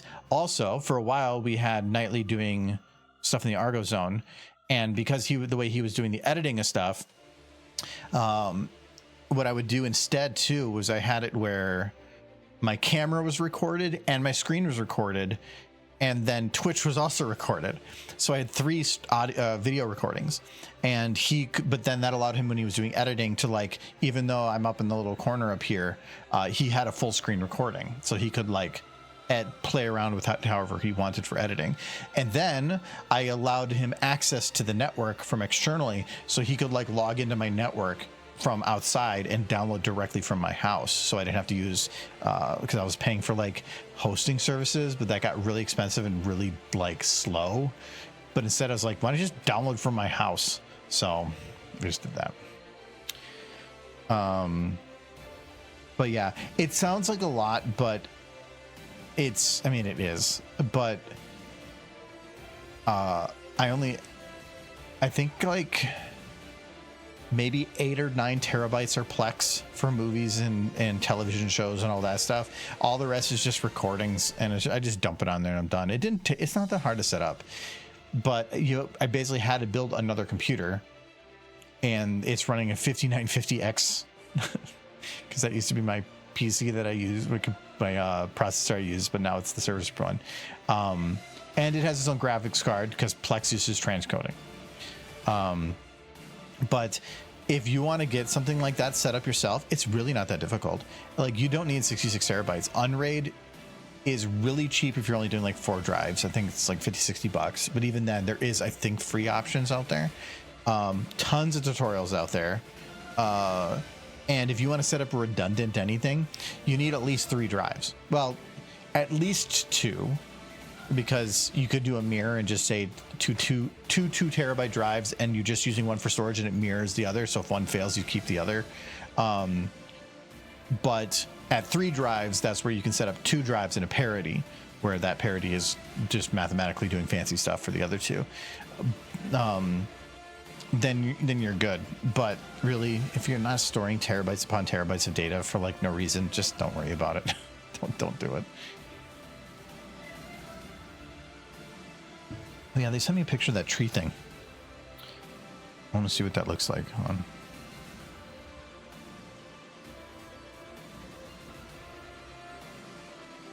Oh, that is not the part that went down that I thought was going to go down. It did look like it damaged their fence, but I'm thinking it's repairable. Leave it to the zoomer to take the vertical picture. No, so that set it up being what happened. So you can see the fence over there. Kind of got hit. That's happening right now. I don't know how that fell though. Like, there was no storms, no wind, no nothing. Damn it, tree. I don't know. I didn't see that either. Whatever. NAS or RAID? Okay. I would say that they're not the same. They're not like a one or the other. A NAS is a network attached storage. So essentially that is stating that you have hard drives that are not connected to your computer. They are attached to the network. So like, I don't have my computer in this room. I have when we had the walls put in here, I had a channel put in behind the computer, and it runs through the wall into the next room. And in that room is in our basement underneath the stairs. Underneath the stairs, I put a server rack. So all the cables run through there. So this room is perfectly silent. Actually, when I go to turn on my computer, I have to wait to see if it turns on because I don't hear it. On that server rack is where the server is located. It has no monitor plugged into it. It is just has a network cable plugged into my router essentially for the house. And it allows me, after getting it set up, to just go into the network and find files. That's what a NAS is, for network attached storage. RAID is a method for utilizing drives in different fashions for like large storage. So like RAID 0 is where you don't have any redundancy filled. Instead, you're taking like 3 drives and you're saying, pretend like all these 3 drives are one drive. So if you have 3 1 terabyte drives, you can say that it's now a 3 terabyte drive, and it's 3 times faster because it can utilize the speed of all 3 of those depending on how data is stored on them. Great, except for if one drive dies, you lose all 3. Not great for data storage. Great for performance, not for storage. RAID 1 is basically where you have one drive and another drive, and it's just doing the duplicate. Where then RAID 5 is where you have parities, and RAID 10 is where you have like 2 drive and 2 drive. Like they're all the different names, but essentially RAID is just another name for the methodology used for mass storage beyond just this drive does this storage. Unraid is just a play on the name for RAID that does a lot of that management to the RAID stuff in the background. It's not RAID, but it basically does RAID stuff. I saw 1 terabyte hard drive and it cost $15. Bro, it is a steal and lucky I got it. Well, hell yeah. If you just need that much space, that's not a bad deal. HDDs are kind of like, I would think, not needed as much anymore, but when it comes to mass storage, and I'm not talking like if you're going to play a game, you put a game on storage, but you're actively pulling from it. To me, storage is if you're putting something in a box and you're putting it up on a shelf, you don't care about it for a long time. Hard drives are the king because you can get like 20 gig hard drives where like an SSD, you can get above 4 terabyte, but like, hold on, I believe you can get a 16 terabyte NVMe, but like, yeah,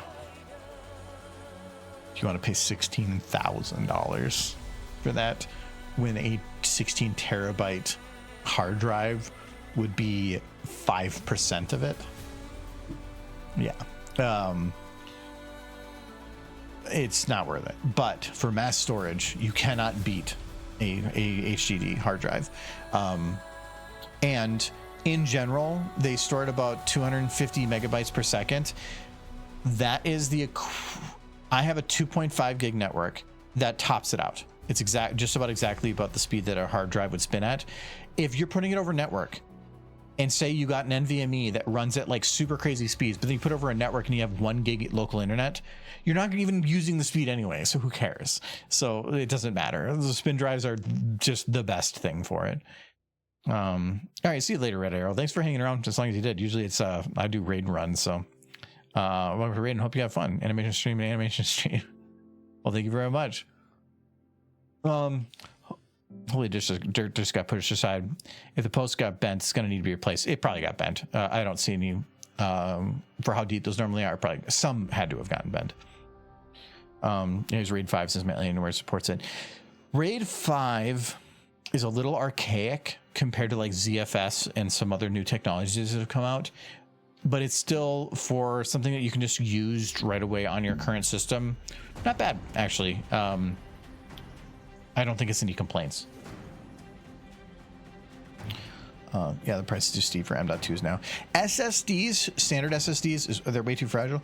I think that they are getting to the point of being better, but I still don't think that they're quite, for mass storage, not worth it.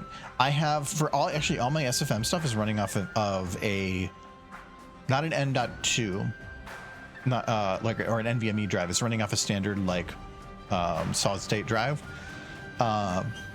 because it was cheaper. And I don't need the speed, and SFM has no idea what the hell to do with like rocket fast speeds. So why would I want to pay for it for like 2 terabytes? You okay? A little cut up.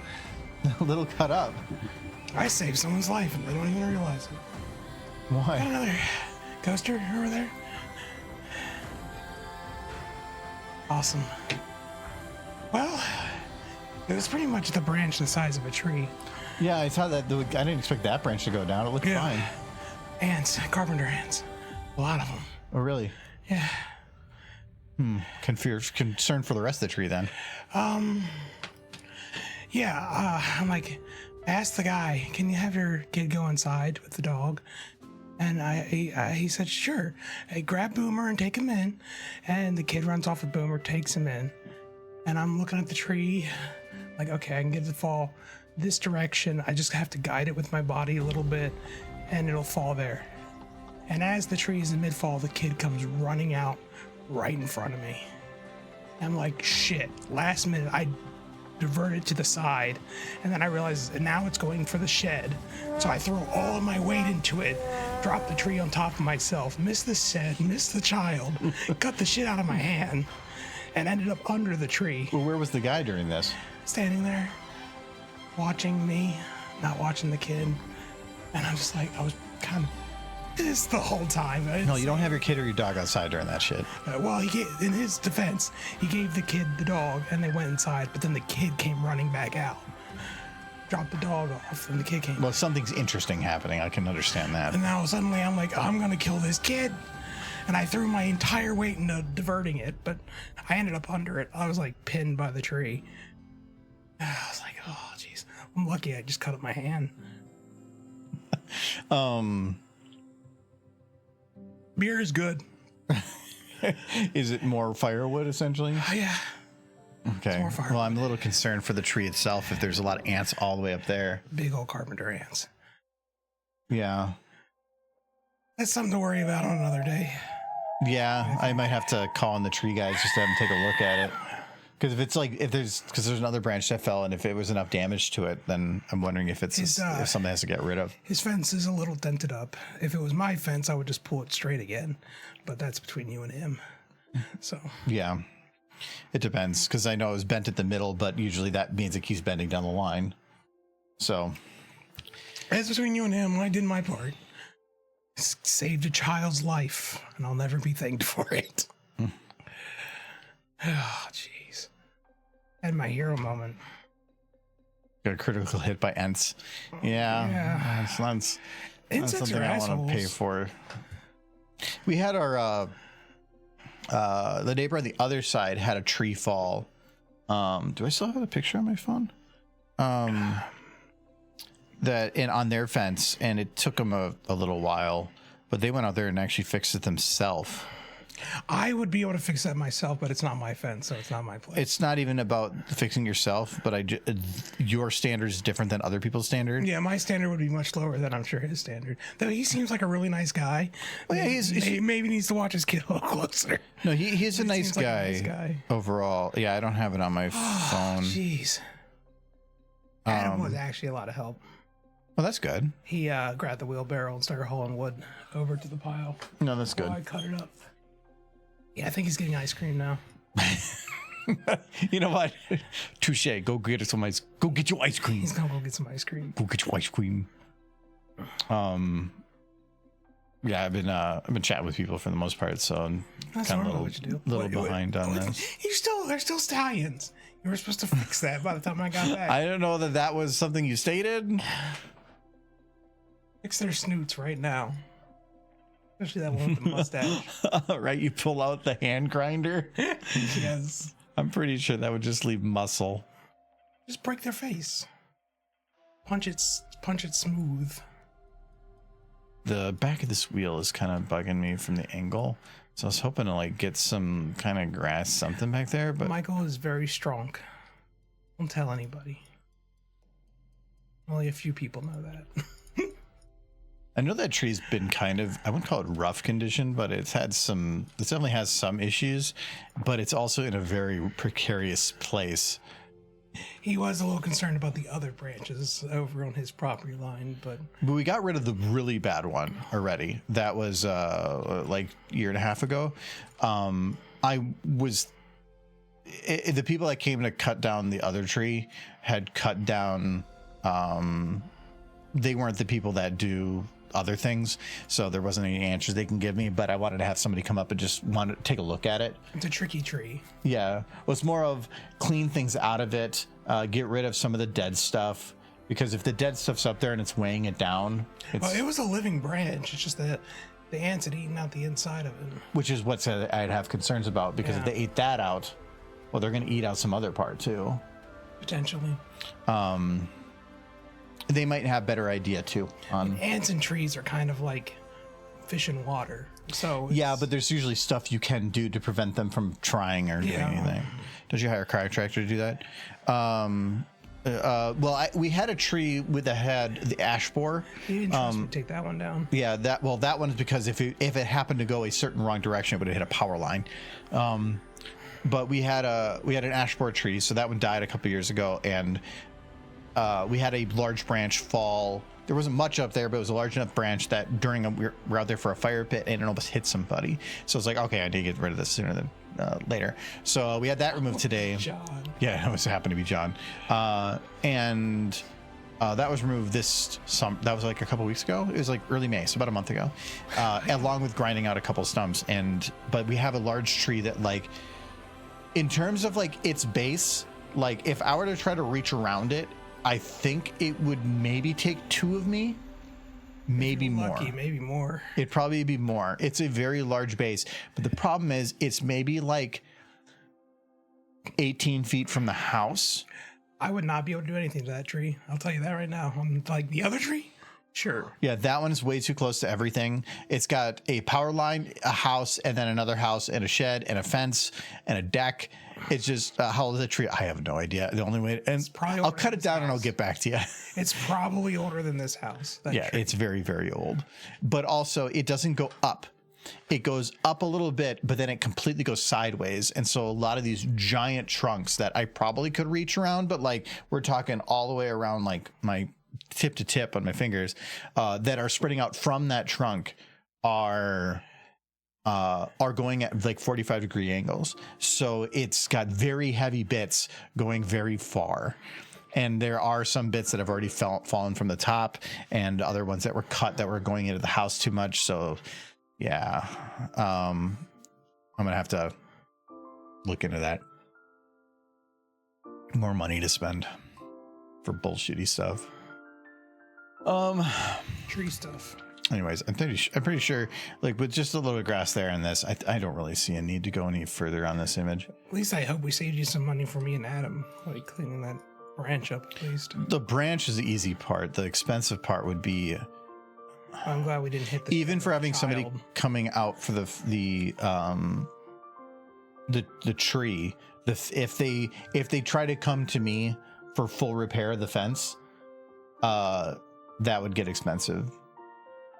That would probably be a few $1,000s, because if you had somebody do something that you damaged on your side, you probably would be like, well, I'm just gonna have somebody else do it because they're gonna pay for it anyway. No, I'd probably just fix it. Yeah, but I don't care. I'm not thinking from you. I'm thinking about them. Yeah, but maybe. I mean, we'll see. We'll see.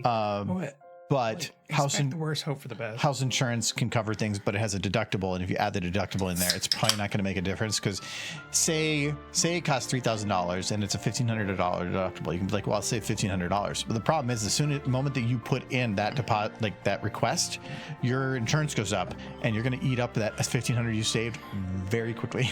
So it's not worth it.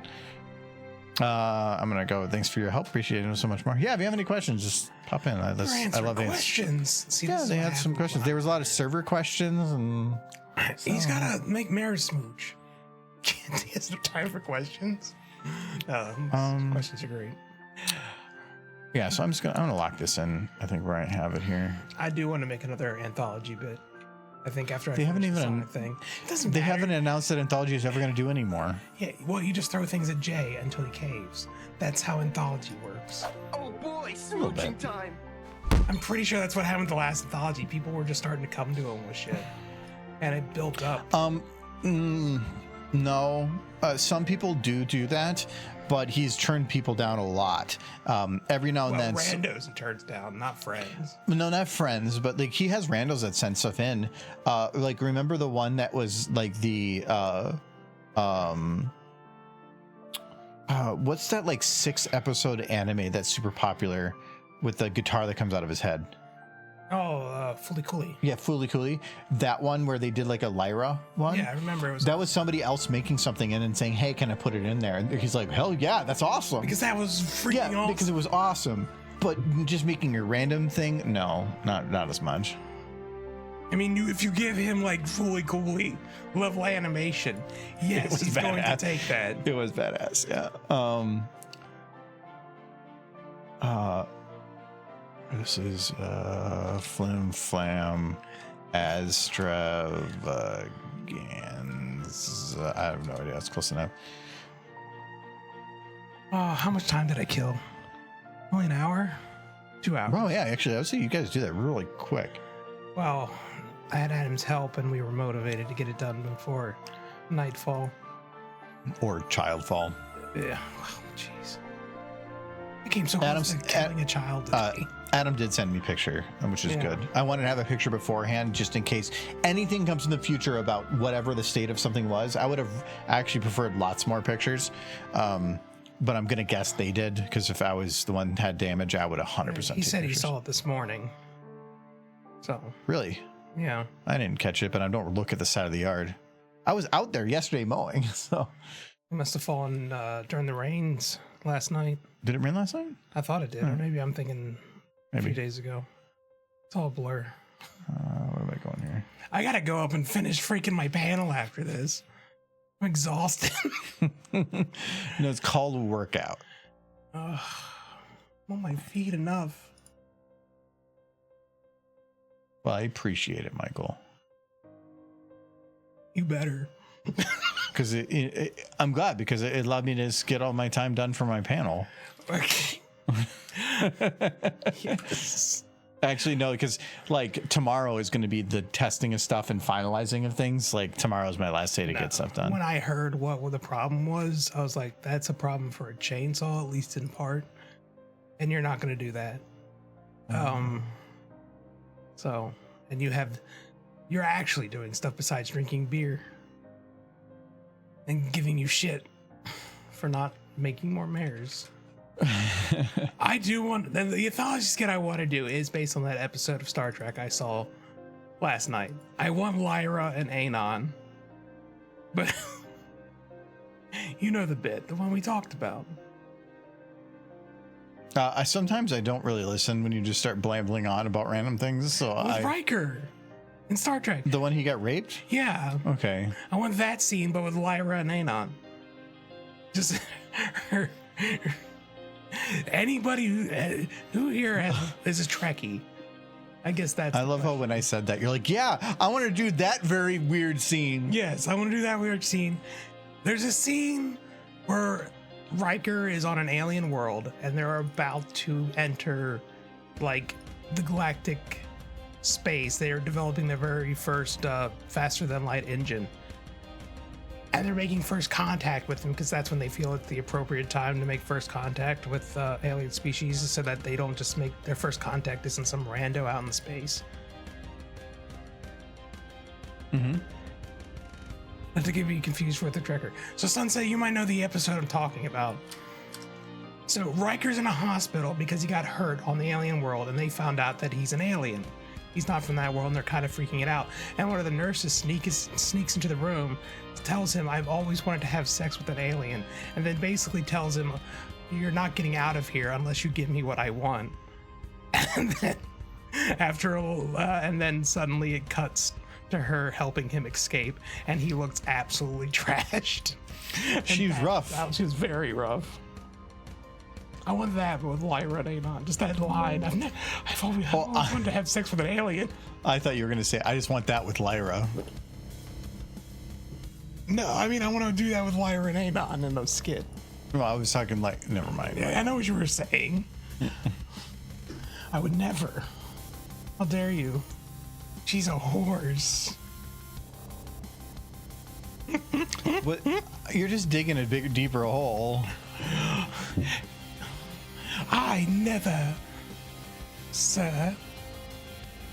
I vaguely recall that one, but I'm not a fan of Next Gen. It's like saying you're not a fan of G4 My Little Pony, but you're a brony. How can this be? I like that episode. Riker gets teleporter clone and fools around with his clone. Oh, I like the end where he does. I mean, who wouldn't? Who wouldn't, like, if you had a clone of yourself, wouldn't be like a little curious? No? Would you? Well, I mean, sure. There's a pause. It'd be like, I feel like the pause was more of like, do I tell them? Do I give them my deepest, darkest secrets? I don't think it would be my first instinct.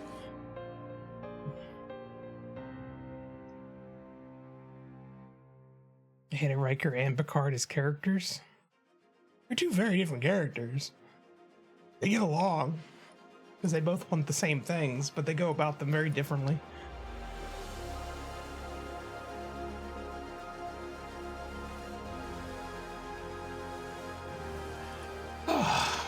That's what I need Scope for. He's the ultimate trick. He would not only remember that episode, but he would remember that scene line for line.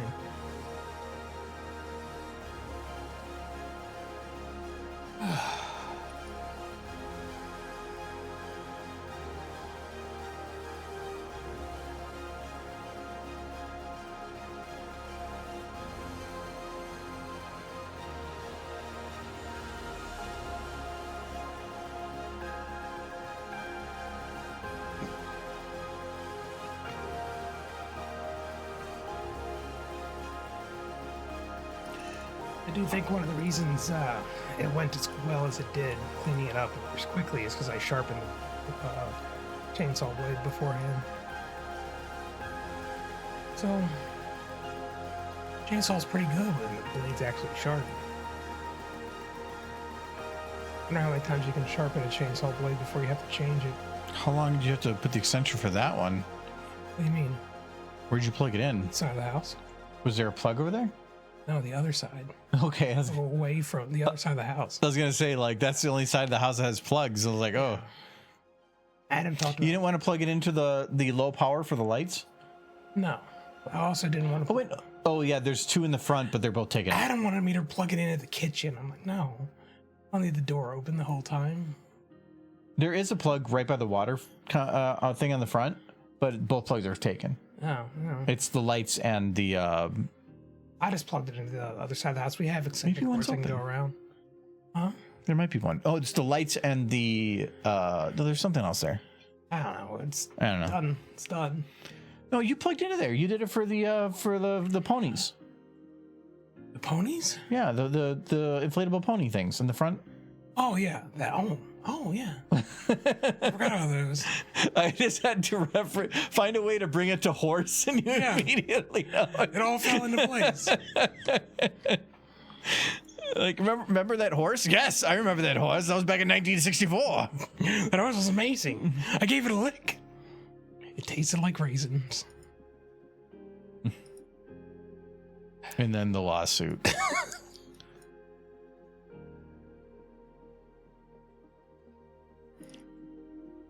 If anybody doesn't get that reference, then good. It's weirder that way.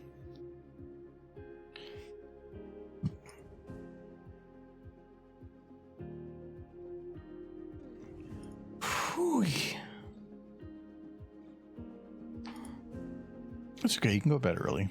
I just saw my hand bleeding. He's like, "Do you need a Band-Aid for that?" I'm like, "No."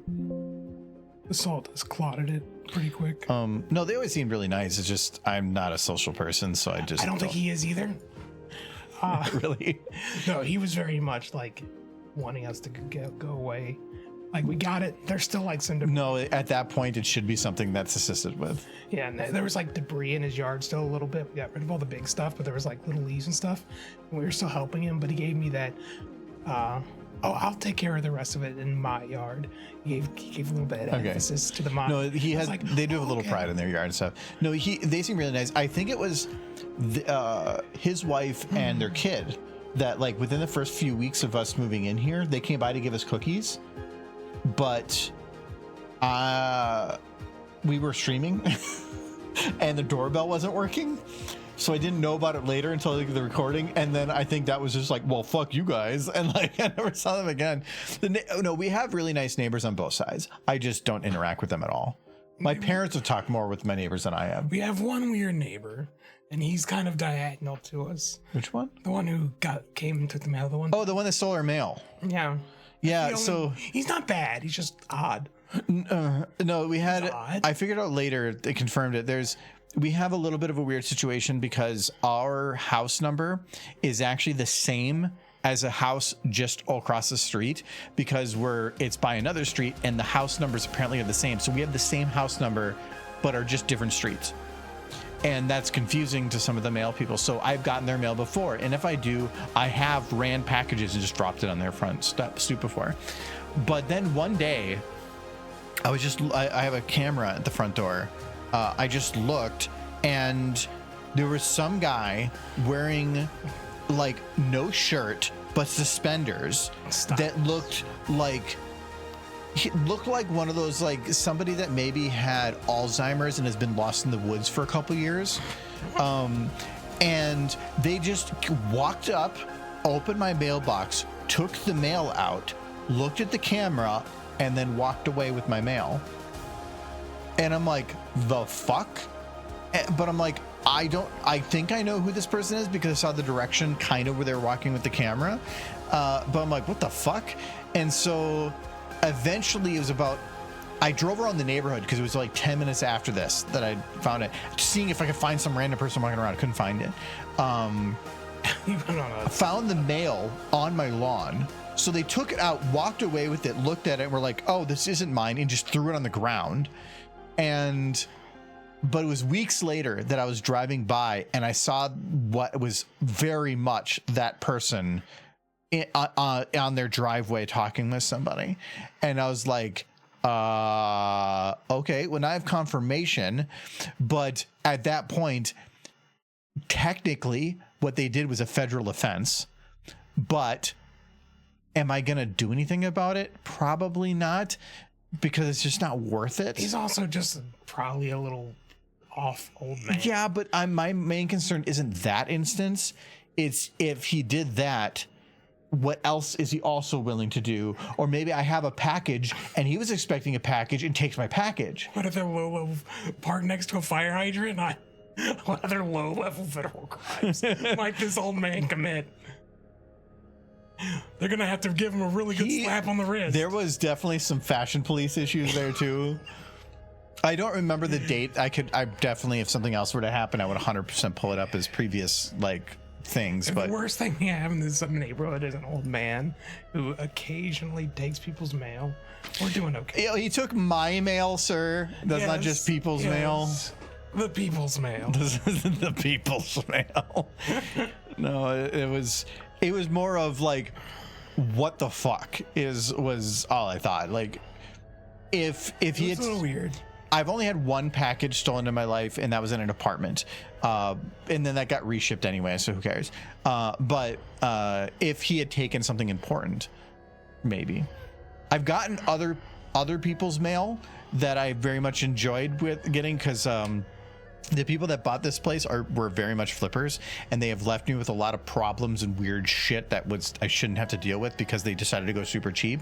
I get their mail sometimes, and the one of them that I thought was the most fun was a letter from the state of Minnesota stating that their license was revoked because they were found guilty of fraud.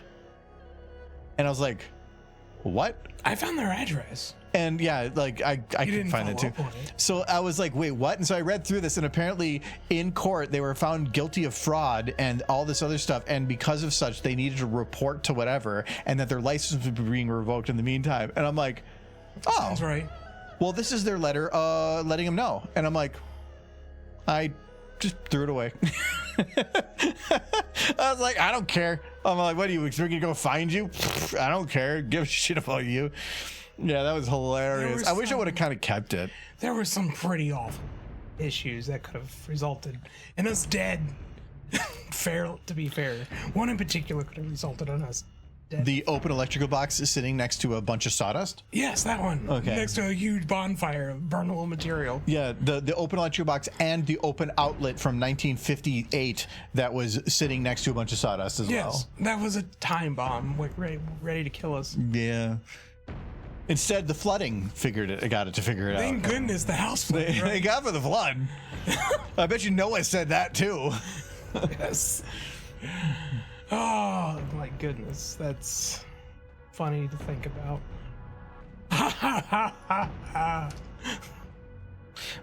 The thing is, like the flood, I kind of want to blame on them, but in a way, I really They can't. finished a basement that was not water safe. They finished a basement without blocking, like by filling the well room with trash and not actually blocking it off for water entry when it was very obvious that was going to be a problem. And then we had a worst case scenario that showed that problem.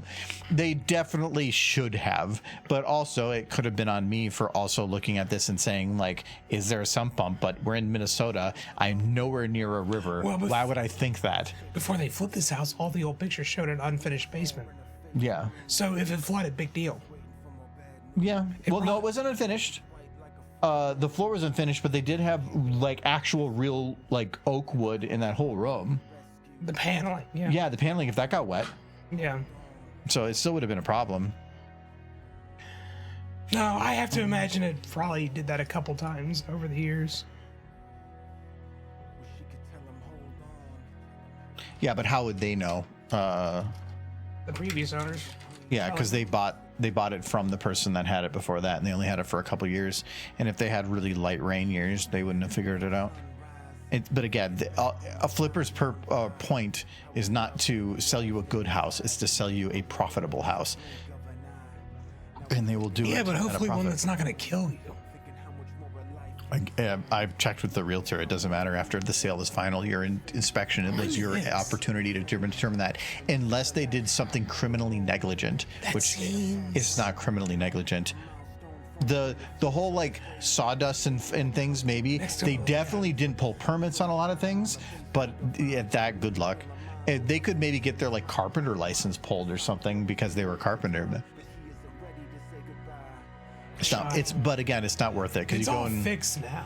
you go and do a bunch of stuff, and then you spend more on lawyers' fees than you do in the money you get back from it. So it's just not worth it.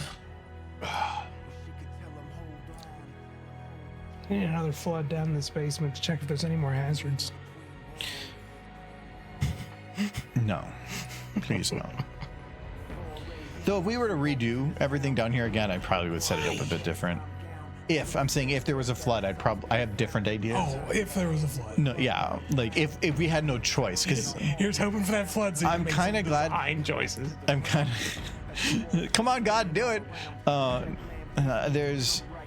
There's things I would like to have done differently, but it's always like you don't know how you want to have things done until afterwards. Calling somebody to paint a giant pony mural. I think that'd be a good idea. You have some artist friends. Yeah, I don't think they're gonna want to do giant pony Merle. Yeah, if you pay them enough. Anybody will do something for enough money. Yeah. So how much? What percentage are you gonna help out? How much is the pony mural? A giant pony wall, whole bunch of detail. Let's say it's gonna be $1,200. Yeah, I could foot that. It's 100%. Okay. You're gonna pay the whole thing. Would you actually do it? I have $1,200 for a giant pony mural. The problem with that is we have a lot of stuff against the walls. There's nowhere to put it that would take up a whole wall that wouldn't be covered by something. Well, you would have to move everything away from that wall. It'd be the pony wall now. We gotta get spotlights on there. Mm-hmm. I'm not sure how much I like this text. I'm trying to like, maybe if I like.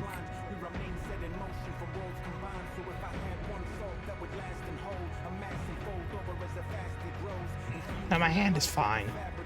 Adam's all bleeding and Adam is squeamish. Did he faint? A little bit. How do you faint a little bit? I can see it in his eyes. He's like, oh, he went like that. Like some old Western lady. And she had the vapors. Adam had the vapors. That's it. The vapors. You're not saying it right. The vapors. I got the vapors. That I like a little more. No, I saved a child's life. My hand having a cut is. I would coming away from it. I would normally just let it be let it be a Darwin moment, but at the same time, even if it was the child's fault and that man should have been watching his child, it would still come back on you in some way. So it's like it was the best solution. I threw my weight to move the tree, and then I realized it was a tree. Then I threw my weight into when I realized now I'm heading for the shed. I threw my weight into getting it away from the shed. I ended up pinned under the tree because the plan was to divert it carefully, and I had to suddenly make rapid last-second changes to my plan because child. And Michael, yeah, those words were exactly like most parents' words. Yes. I had to make rapid changes to my life because of child. Sudden child, unexpected child. No, the scrape on my hand is minor. I think I'm already recovered. Might get a bit of a scar at best. It was a battle scar. Okay.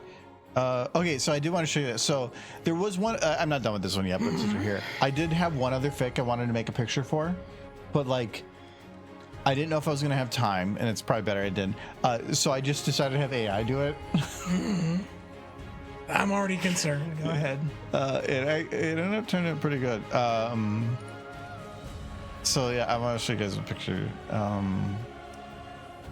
So the picture, or the one is called,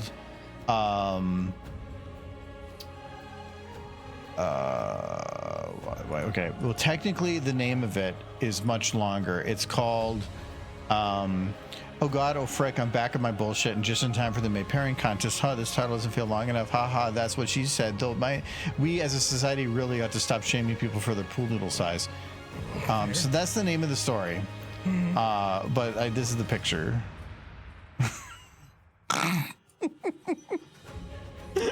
Wow. Because it's Tempest and Picky blow shit up. Yeah. I thought that was funny. It is fun. It is a fun picture. And they do it in the desert. So that's what I ended up getting. Like their hooves are a little weird. They look more like weird, Yeah, like the very dune, weird hooves. like the dune snake got under their hooves, but whatever. I decided I didn't want to fix it, but that's that picture. So yeah, there's that. I do have some other things that were AI done, but I'm not going to show those because they're gimmicks. So, You're saving them. though one of them apparently generating on ChatGPT My Little Pony pictures of characters, no problem. If you try to touch other IPs though, some of them are very defensive, and in every now and then I could get it to be like, I'm okay with that, and then it'd be like, but I'm not doing it. Like, can you just change the background? And so they're like, well, I'm sorry, but that's violating our copyright. But I'm using the image you made, and all I want is the background changed. And I was like, you made the previous picture, which shows to me that you have already considered the previous image to be within your rules and conditions of what things that you can do. And I'm only asking to change the background, which has nothing to do with the characters. Can you please do the image? And it was like, nah. I'm like, really? Then why did you do the first one? That's why I like open source. I don't care. It was just funny.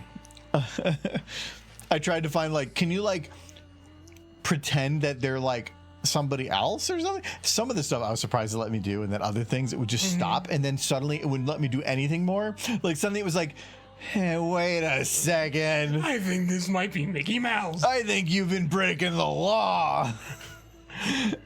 I'm like, no. Operation. The police are coming to beat the shit out of you right now. You and the child version of you in the 90s stealing music on Kazaa. I still tons of stuff. I got in trouble with my school because I was downloading from Kazaa at school. And my name was Stinker on the computer. So they're like, so it says here that there's been some downloads through a Kazaa. Somebody on a computer Stinker? And I'm like, huh. They're like, yeah, we don't know who it is either. We just wanted to make sure you knew. And I'm like, okay. And I limited my downloads. They 100%. I didn't get rid of it. I just put it to a smaller amount. It's hard to quit, man. I had 56K at home, man. I was like, how was I supposed to download my music and my videos? I was downloading some video games through Kazaa when I was a kid. And I did get a call from the IP service provider being like, and they realized they were talking to a child, and they kind of gave me an out. They were like, maybe somebody got onto your Wi-Fi? And I went, uh-huh. Well, make sure you put a password on it because you don't want people using your internet to steal stuff. And I was like, uh-huh. Like, so, It's like, okay. I still have downloaded things on the internet, mainly things that you can't purchase. I have downloaded, but I pay for a VPN. I pay for it with crypto, but I pay for a VPN to make sure that that doesn't happen because they're very strict on that stuff now. So I very much just use a VPN anytime I'm going to download anything. But that is like once every 6 months, maybe. I might have tried to get an old version of PowerPoint recently, so if they come in here to beat my ass, that's probably fine. No, the we saw you downloading 2013 it's- PowerPoint presentation. it's not uncommon for me. Like I haven't done it yet. I have a little stack of movies that I built up. I'll buy a movie and then something with the disc is just not working. So like I trying to rip it, and there's certain scratch in a certain place or something's with it that it's not working. At that point, I just go rip it. I bought it. I own a copy, and technically, by the copyright law, you own that specific copy, and downloading is by downloading somebody else's copy and is not allowed. But I don't give a shit. And so if I bought it and I own it, I don't care if the pixel's in the exact same layout as somebody else's. It's the same content. And if for some reason I am unable to use it, I'm going to get it. When is Dragon Ball cutting on the Plex? Everybody's rips suck. All of them are like 480p at an amazing compression. And we have Blu-rays. And so everything is like, do you want all of Dragon Ball, all 280 episodes in 1 gigabyte? No. I found some that were of decent size, but even then for 280 episodes, it should be like closer to probably 500 Just got gigs. to individually go in there and edit each one of them. There is the two methods you can rip a movie is you can have it pull all the chapters and you select what it is you want to rip and rip that, or you just have it download the entire disc and then you can find the raw files and split them. And I'm thinking that's might be what I have to do. It's a very annoying way to do things, and for 200 and something episodes. So every now and then I go and look at it, or I check online, and I just haven't found anything. Anyway, Do I still have the folder open? Yes, I do.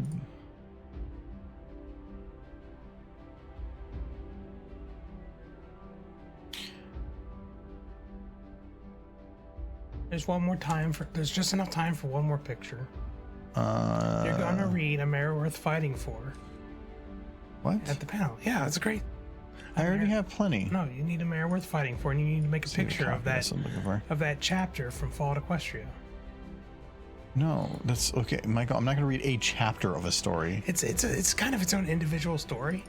I'm not doing that. Fallout Equestria. You're asking me 2 days before we're leaving. Look, it's gonna be super simple. Chat, you all know what A Mare Worth Fighting For is. I love how anytime I am like, Michael, I don't want to do that, you're like, hey, chat, I want your approval. I need your peer pressure powers. Michael needs your PPP. Yeah. Need your PPP immediately.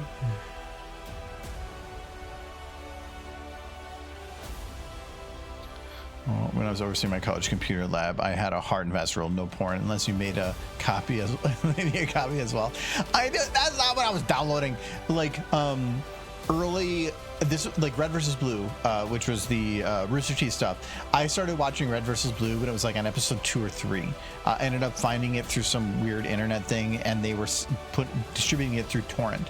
And so that's ended up how I ended up getting into that, was downloading those through torrents.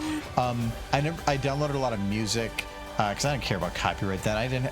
I made like, I think when I was working at the high school, I made $9 an hour, which was actually like, to me at that time, pretty good for being when I worked at McDonald's. Before that, I was making like 7 something. So like it was decent money, and it was working at the school, but I wasn't gonna pay for like media.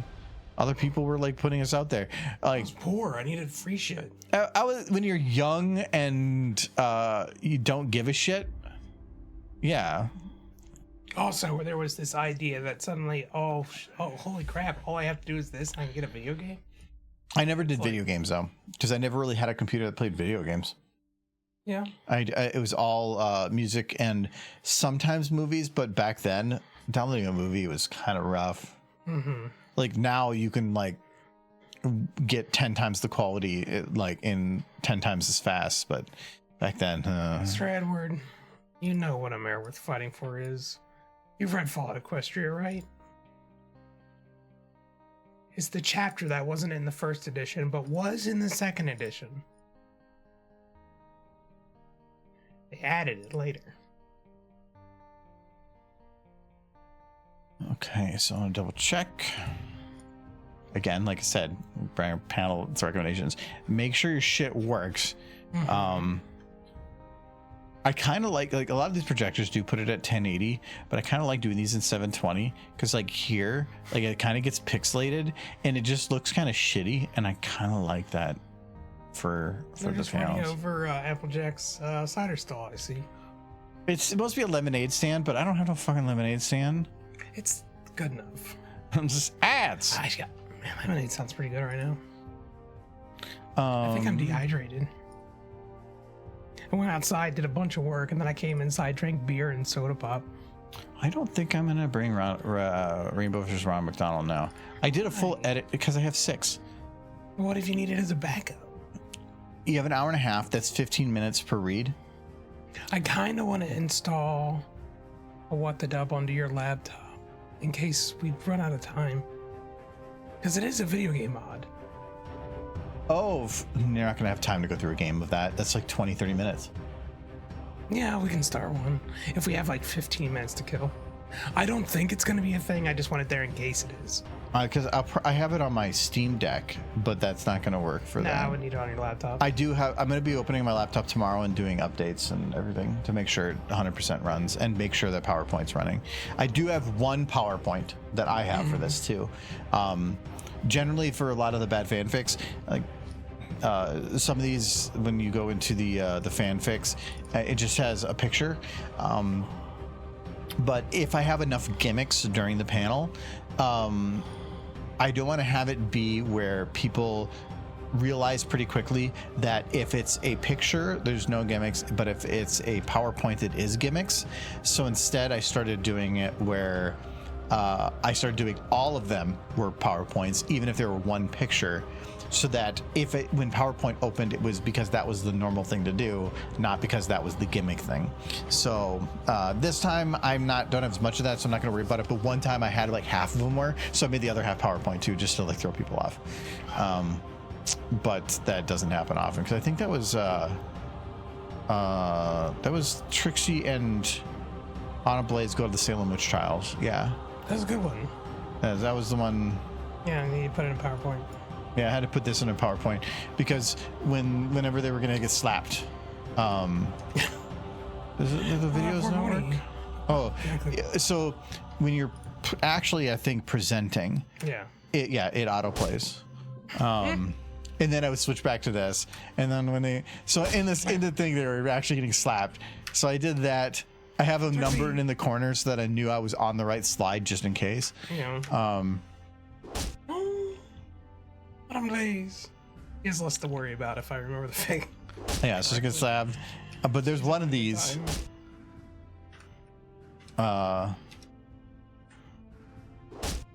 She gets slapped. Where's the one? Ponies. Yeah, this one. I just had him stop and wait, and everybody's like, "Where is it? There it is." Hey, Michael, if there was a room filled with plushies at the con, would you pay to wallow in them? There is a room at the con filled with plushies. It's the what do you call it? The room in which people sell stuff. The vendor hall. And wow, took me a minute. Anyway, that room has got a lot of plushies in it, but you can't jump into them.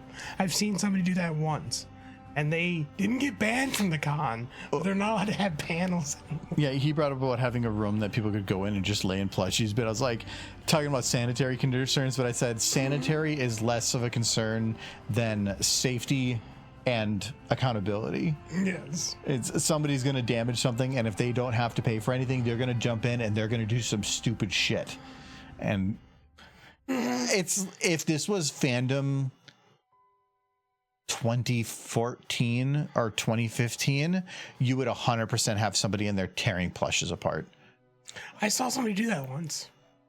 Just bring a plushie to a con, stand up in front of a stage, and rip it to shreds just to get a reaction out of it. Yeah, but at least they're doing it to their own. If they were put people in a room and they were doing it to other people's, because they would do that and then just leave. Like, who's going to be there to stop them? What are you going to do? Like, chase them out of the room? And now it's on the con to replace everything. They're never going to do that. Unless, like I mentioned, you just fill a room full of plushies that the con owns.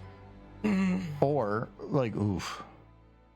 Feels like a lot of spaghetti hairs. If you had a small room and it was a quiet room and it was 100% just full of pony plushie mares, and they would shut the room and let you take a nap on the bed of pony plushie mares, would you do it? Yes. It'd be $50. Okay. What if it was $50 but there was one stallion in there? Where is it? I need to pick it out like you pick olives out of pizza. It has the like pop ceiling, and you like shove it up there. You live in there now. No, what if it was like $200? Take a nap in the plushie room. Nobody would bug you for 30 minutes. Only 30? $200. Okay, 35 minutes. Oh, at least an hour. At least an hour. What if it was an hour? 2 hours. But there's no cameras. Oh no. More plushies. Poor plushies, you're the one in there with them. Yes. Well, actually, it'd also be, let's say it is an event run throughout the con, and you are there on Sunday at 2 p.m. Can I take in a tape recorder where I play it and I can just hear in the dark, "We love you, Michael"? I'm sure you can do that. Okay, but no, what if it was they had that room available throughout the entire convention, and your time slot is Sunday at 2? So I can't do my panel? Okay, no, it's Sunday at 4. Okay, it's better. Well, we're not going to be able to leave early. No. I'm just talking. Like, if an event had it, would you do that? Yes, only to keep you there longer. So, for 3 days, Yeah. there has been random sweaty people going and laying amongst. No, this is clean plush. No, I said Sunday. Yeah, but this is my room. Only you. Yes. Can't let other people touch my ponies. It's not proper.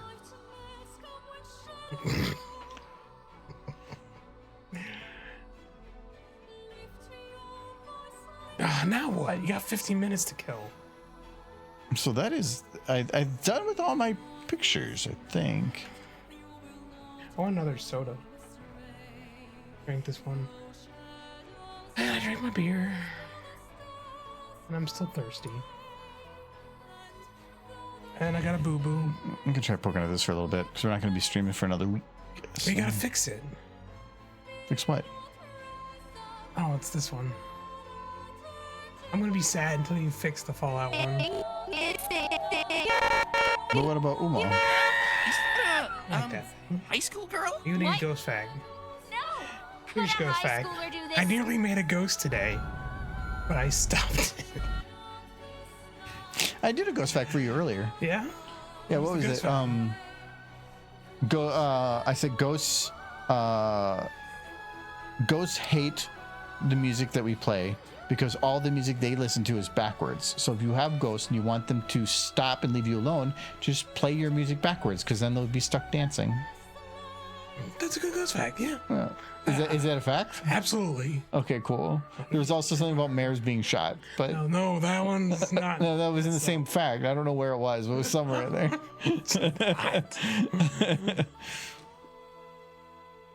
But no, you need to do another one. What? Another one? I just did it. What was it? I nearly made a ghost today. It's not. I mean, I guess it's a fact, That's but an actual. that's a lame fact. Well, it's an upsetting fact. But okay, fine. Ghosts High schooler, are actually they hate light. could a high schooler do this? You'd think they'd be attracted to it because of previous facts I probably said, but they actually hate it. That's why they're still here in this plane of existence because they saw the light and they were like, gross, and they got away from that shit. So, and you turn the lights on, they don't like it. They prefer the dark. That's why they haven't moved on because they saw that light and they're like, ugh, not heading towards that. Probably a bug zapper. Touch it, What? feel burnt up. Charge you down to your ghost No. bones. What? And that's your ghost fact. Yeah. Or do this? Or do this? I'm really thirsty. I'm gonna grab something before I die from dehydration. You might need to drink, and I'm sorry to say this, Michael, water. You're like, oh my God, I'm thirsty. I'm gonna grab a soda. I was thinking of grabbing another soda. You're like, nah, I don't like sugary things. It's not sugar. I didn't say sugar. I said sugary. There's nothing sugar in it. It's sweet. Yeah, the honey.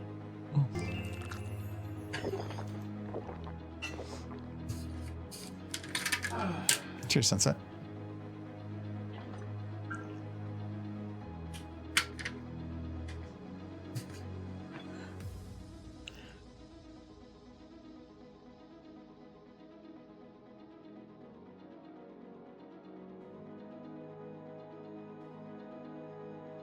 Okay. Is that supposed to happen?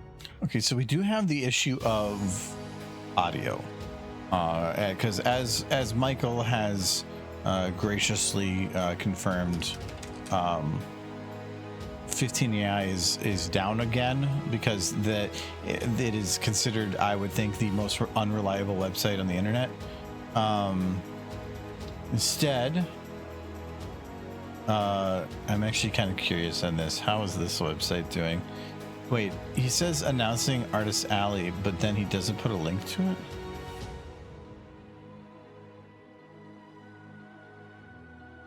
Oh, there it is. He put it in the bottom. Hold on, I want to see Artist Alley. How's this going? Hey, look at I'm seeing a lot of in stock at 0 numbers at the end. Oh, this is the guy that stopped doing 15AI to do something else. Yeah.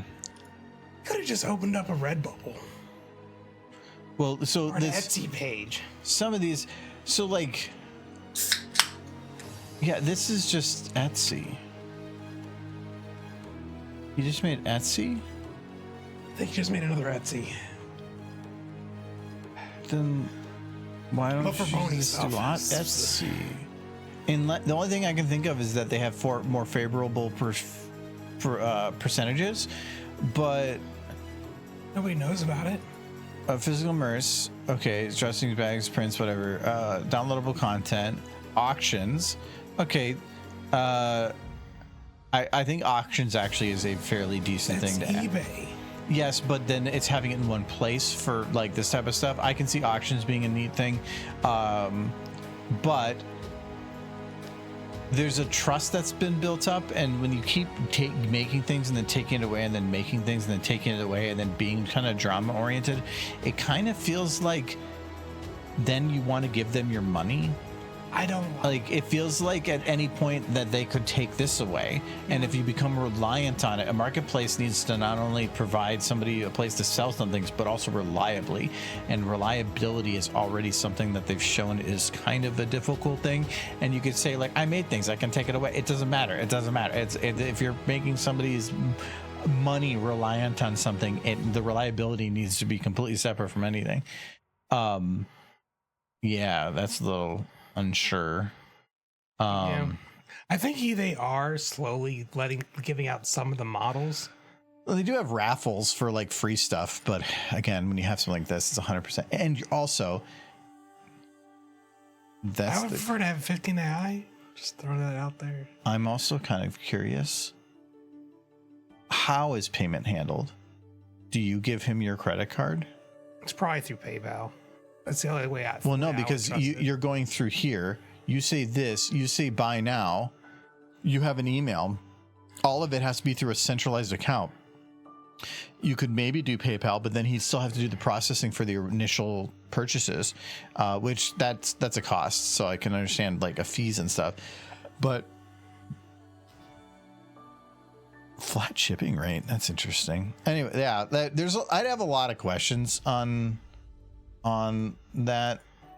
This feels like a website that would have been very popular 20 years ago. This is it's basically just Etsy with some additional features that are specific.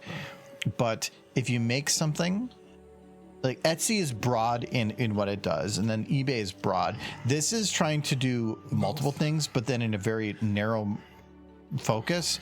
And I feel like it will bring in some people initially, but a lot of those people initially that pop in aren't going to find it working out for them. And what you're going to start being left with is the things that you don't find anywhere else. So it's going to be more controversial stuff, maybe some more risque things, other things that because it ends up working well in the market there, but all the other things other markets would have taken over because they're more broad in scope. He's going to be in Winnie. Huh? He's going to be at Winnie City. Yeah. That's what I feel like. Something early on, people flock to it, but as with most things, people flock and then people dissipate. But what you have to figure out is what you're left with. And what I feel like it's going to be what is left with is going to be the things that are going to start driving the focus of it. And it's going to start focusing on the things that nobody is going to want to put other stuff into, because now they're going to be like, well, that's where a place where this type of content is, and I don't want to put my stuff there.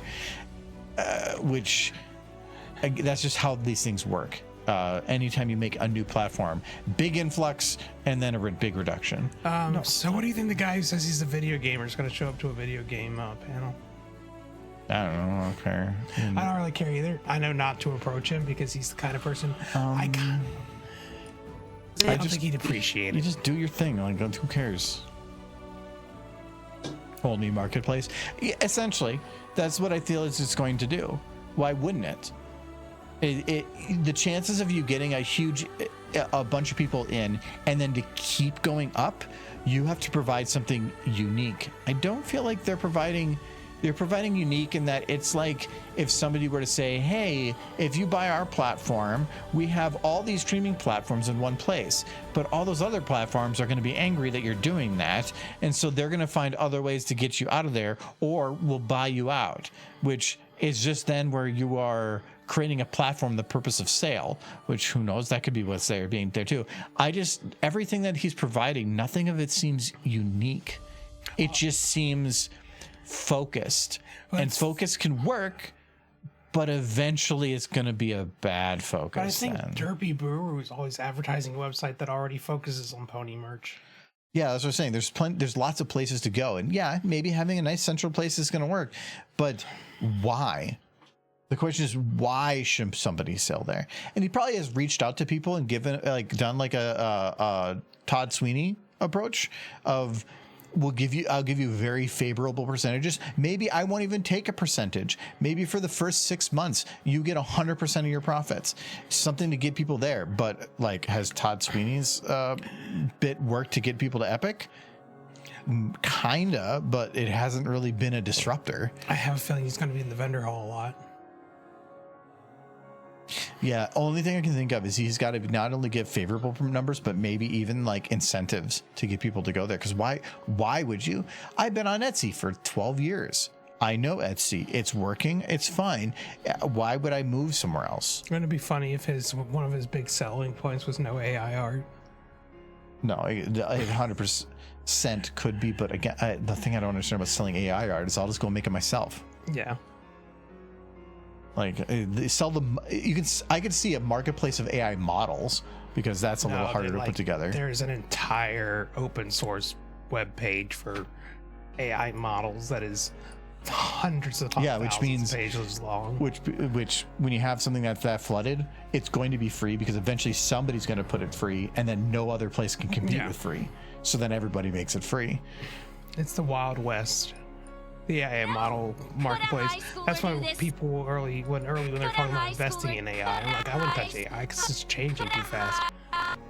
I will, however, invest in the hardware that is required, because that's really two companies that make that hardware. It's NVIDIA and AMD. Are you going to buy Anthropic? Into Anthropic? No, Anthropic's going public. Is it? Yeah.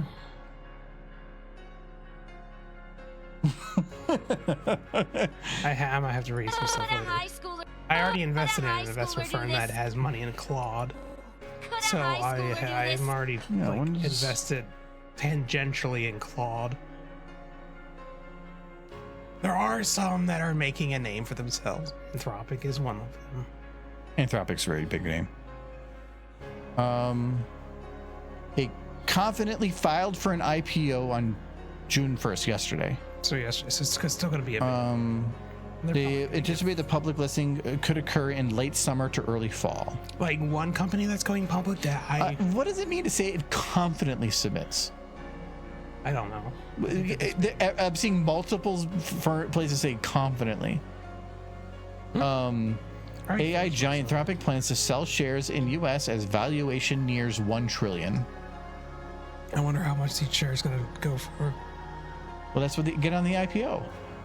Yeah. You can buy IPOs. Well, usually you need a good starting number on there. Well, you need to have. You can't just go there and say, "I want to put $10 in."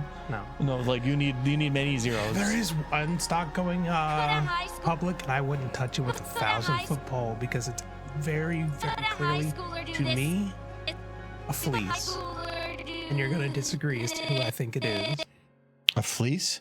Yeah, they're going to fleece the people who dropped their money into it. The owner is going to let the stock skyrocket because of all the people who dropped money into it, and then he will cash out.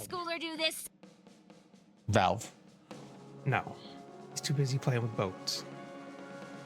He's done this before, just with a cryptocurrency. Is Elon Musk doing more stuff? He's going to make SpaceX go public.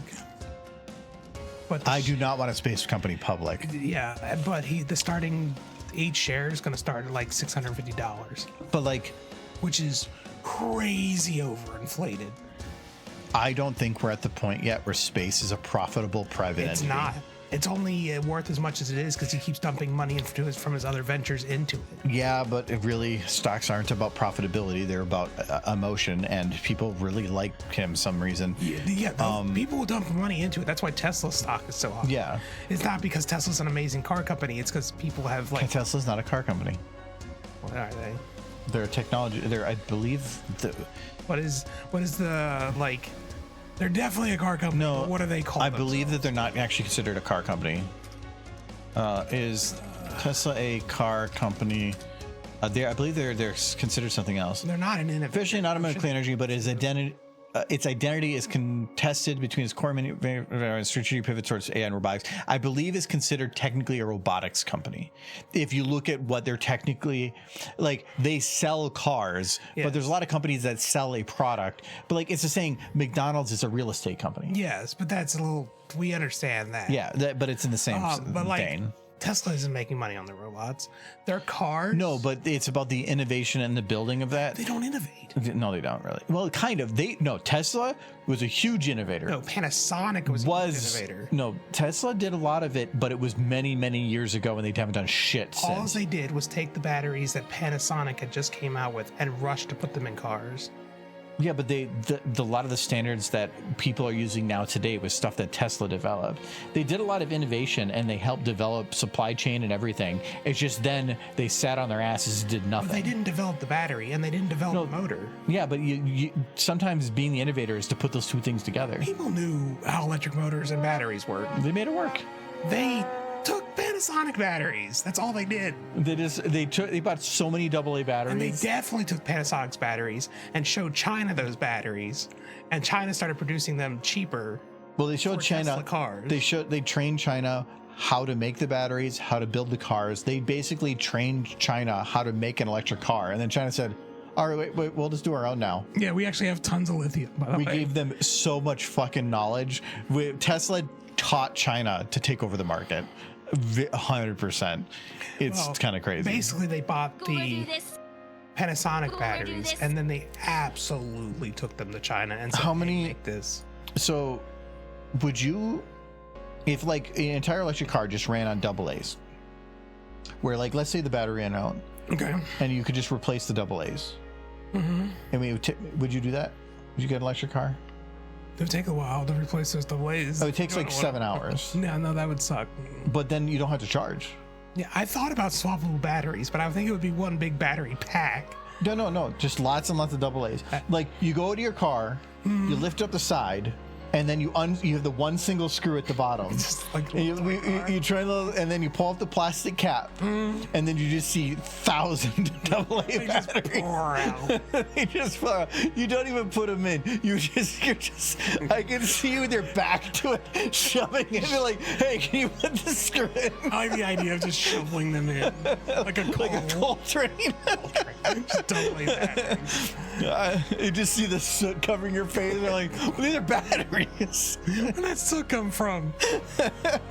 I just want to see you in the garage with your car against the wall, like leaned up, and you're just having your back against the plastic, and with the screw hanging out. You're like, can you screw that in? Like, well, I'm standing there, and like, all right. And to get going, can you pull me backwards for a little bit? Rev me up. Yeah. Now, Tesla has, in my opinion, always been. They were quick to the draw.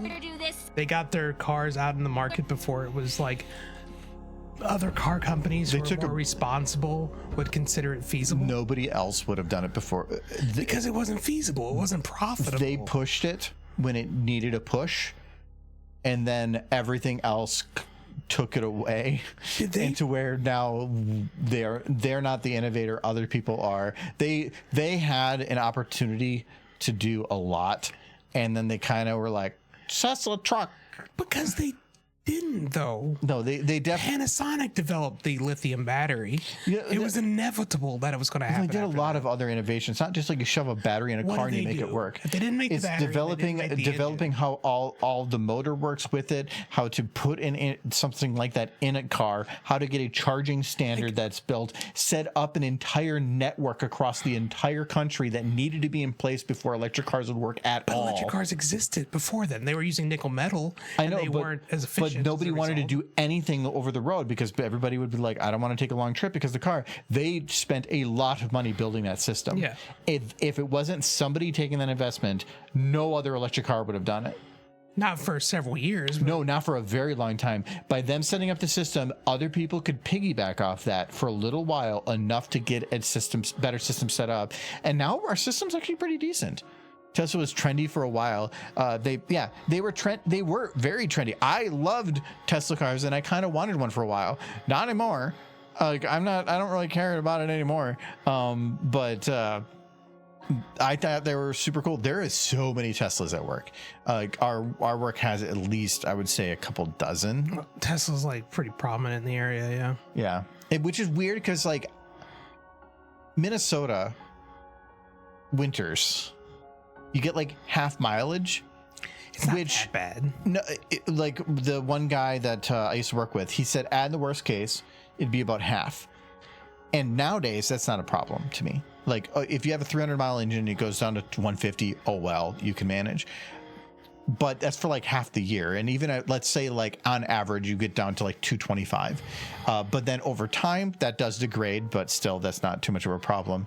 But we're talking the earlier Teslas, which didn't have that much mileage, and he had one of the earlier Teslas. Mm-hmm. Like this was 9 years ago. He didn't have like the cheaper Teslas. He had one of the fancier ones. One of the expensive ones. Yeah, because he was a VP at a previous company, so he had a nicer Tesla, and it only had like 150 miles on it. It was beef and it was fun, and he loved the car, but he did say winters are a little rough.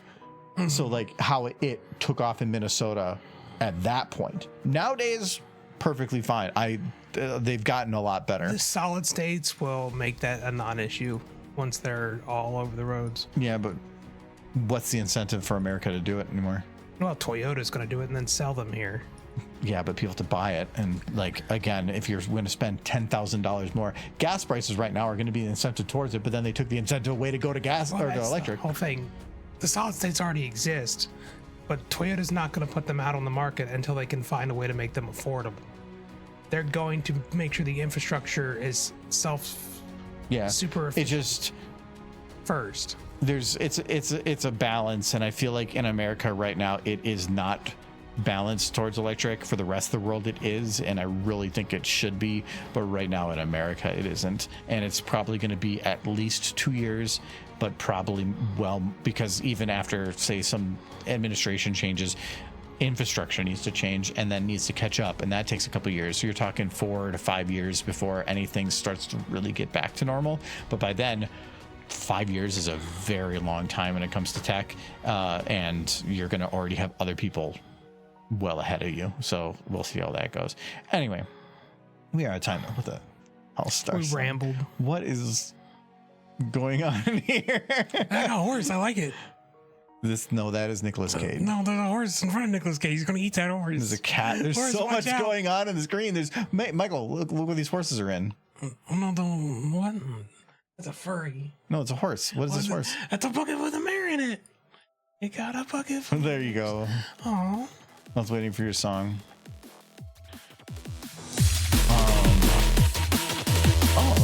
Fiore's playing on Final Fantasy Tactics. I'll finish it someday.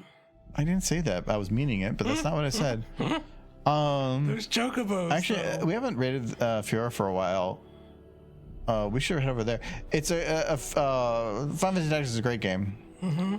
Until you get to the chocobos. Yeah, we'll head over there. Yeah, the chocobos are kind of a bitch. They're chocometer. But anyways, me out. Like I mentioned, we're not going to be streaming on Friday because we're going to be gone, and we're also not streaming on Sunday because we're gone. If you want to see us, you have to come to Winnie City. We're going to be back on next Tuesday, so 1 week from today. But yeah, if you're at Winnie City, come say hi. Michael's got a mod panel. It's not the horse mod, though. Yeah. But it is a horse mods. Horse mods, okay. So yeah, that is on Sunday at some time. And I think mine's we're doing Bad Fanfic, I think it's Saturday at midnight. To go over some of the stories that we have prepped. And I I think those are the two main panels that I'm going to be doing. Anthology has a panel, but I don't consider that my panel. I'm waiting for the look on your face when you realize that the mod panel is actually just another Derpy appreciation panel. I fooled you all. Yeah, you're just going to draw Gallus pictures. Yes. And show Bluey in the background while I talk. Yeah, and then you just leave halfway through and never return. Yeah. It's like, sorry, we're out of Bluey episodes. All right. Well, anyways, have a good week. We'll see you guys next Tuesday, unless you're at the con, and have a good one. Yeah. Goodbye. No, good. The horse, good timing. That horse is dead. I know the timing. Yeah.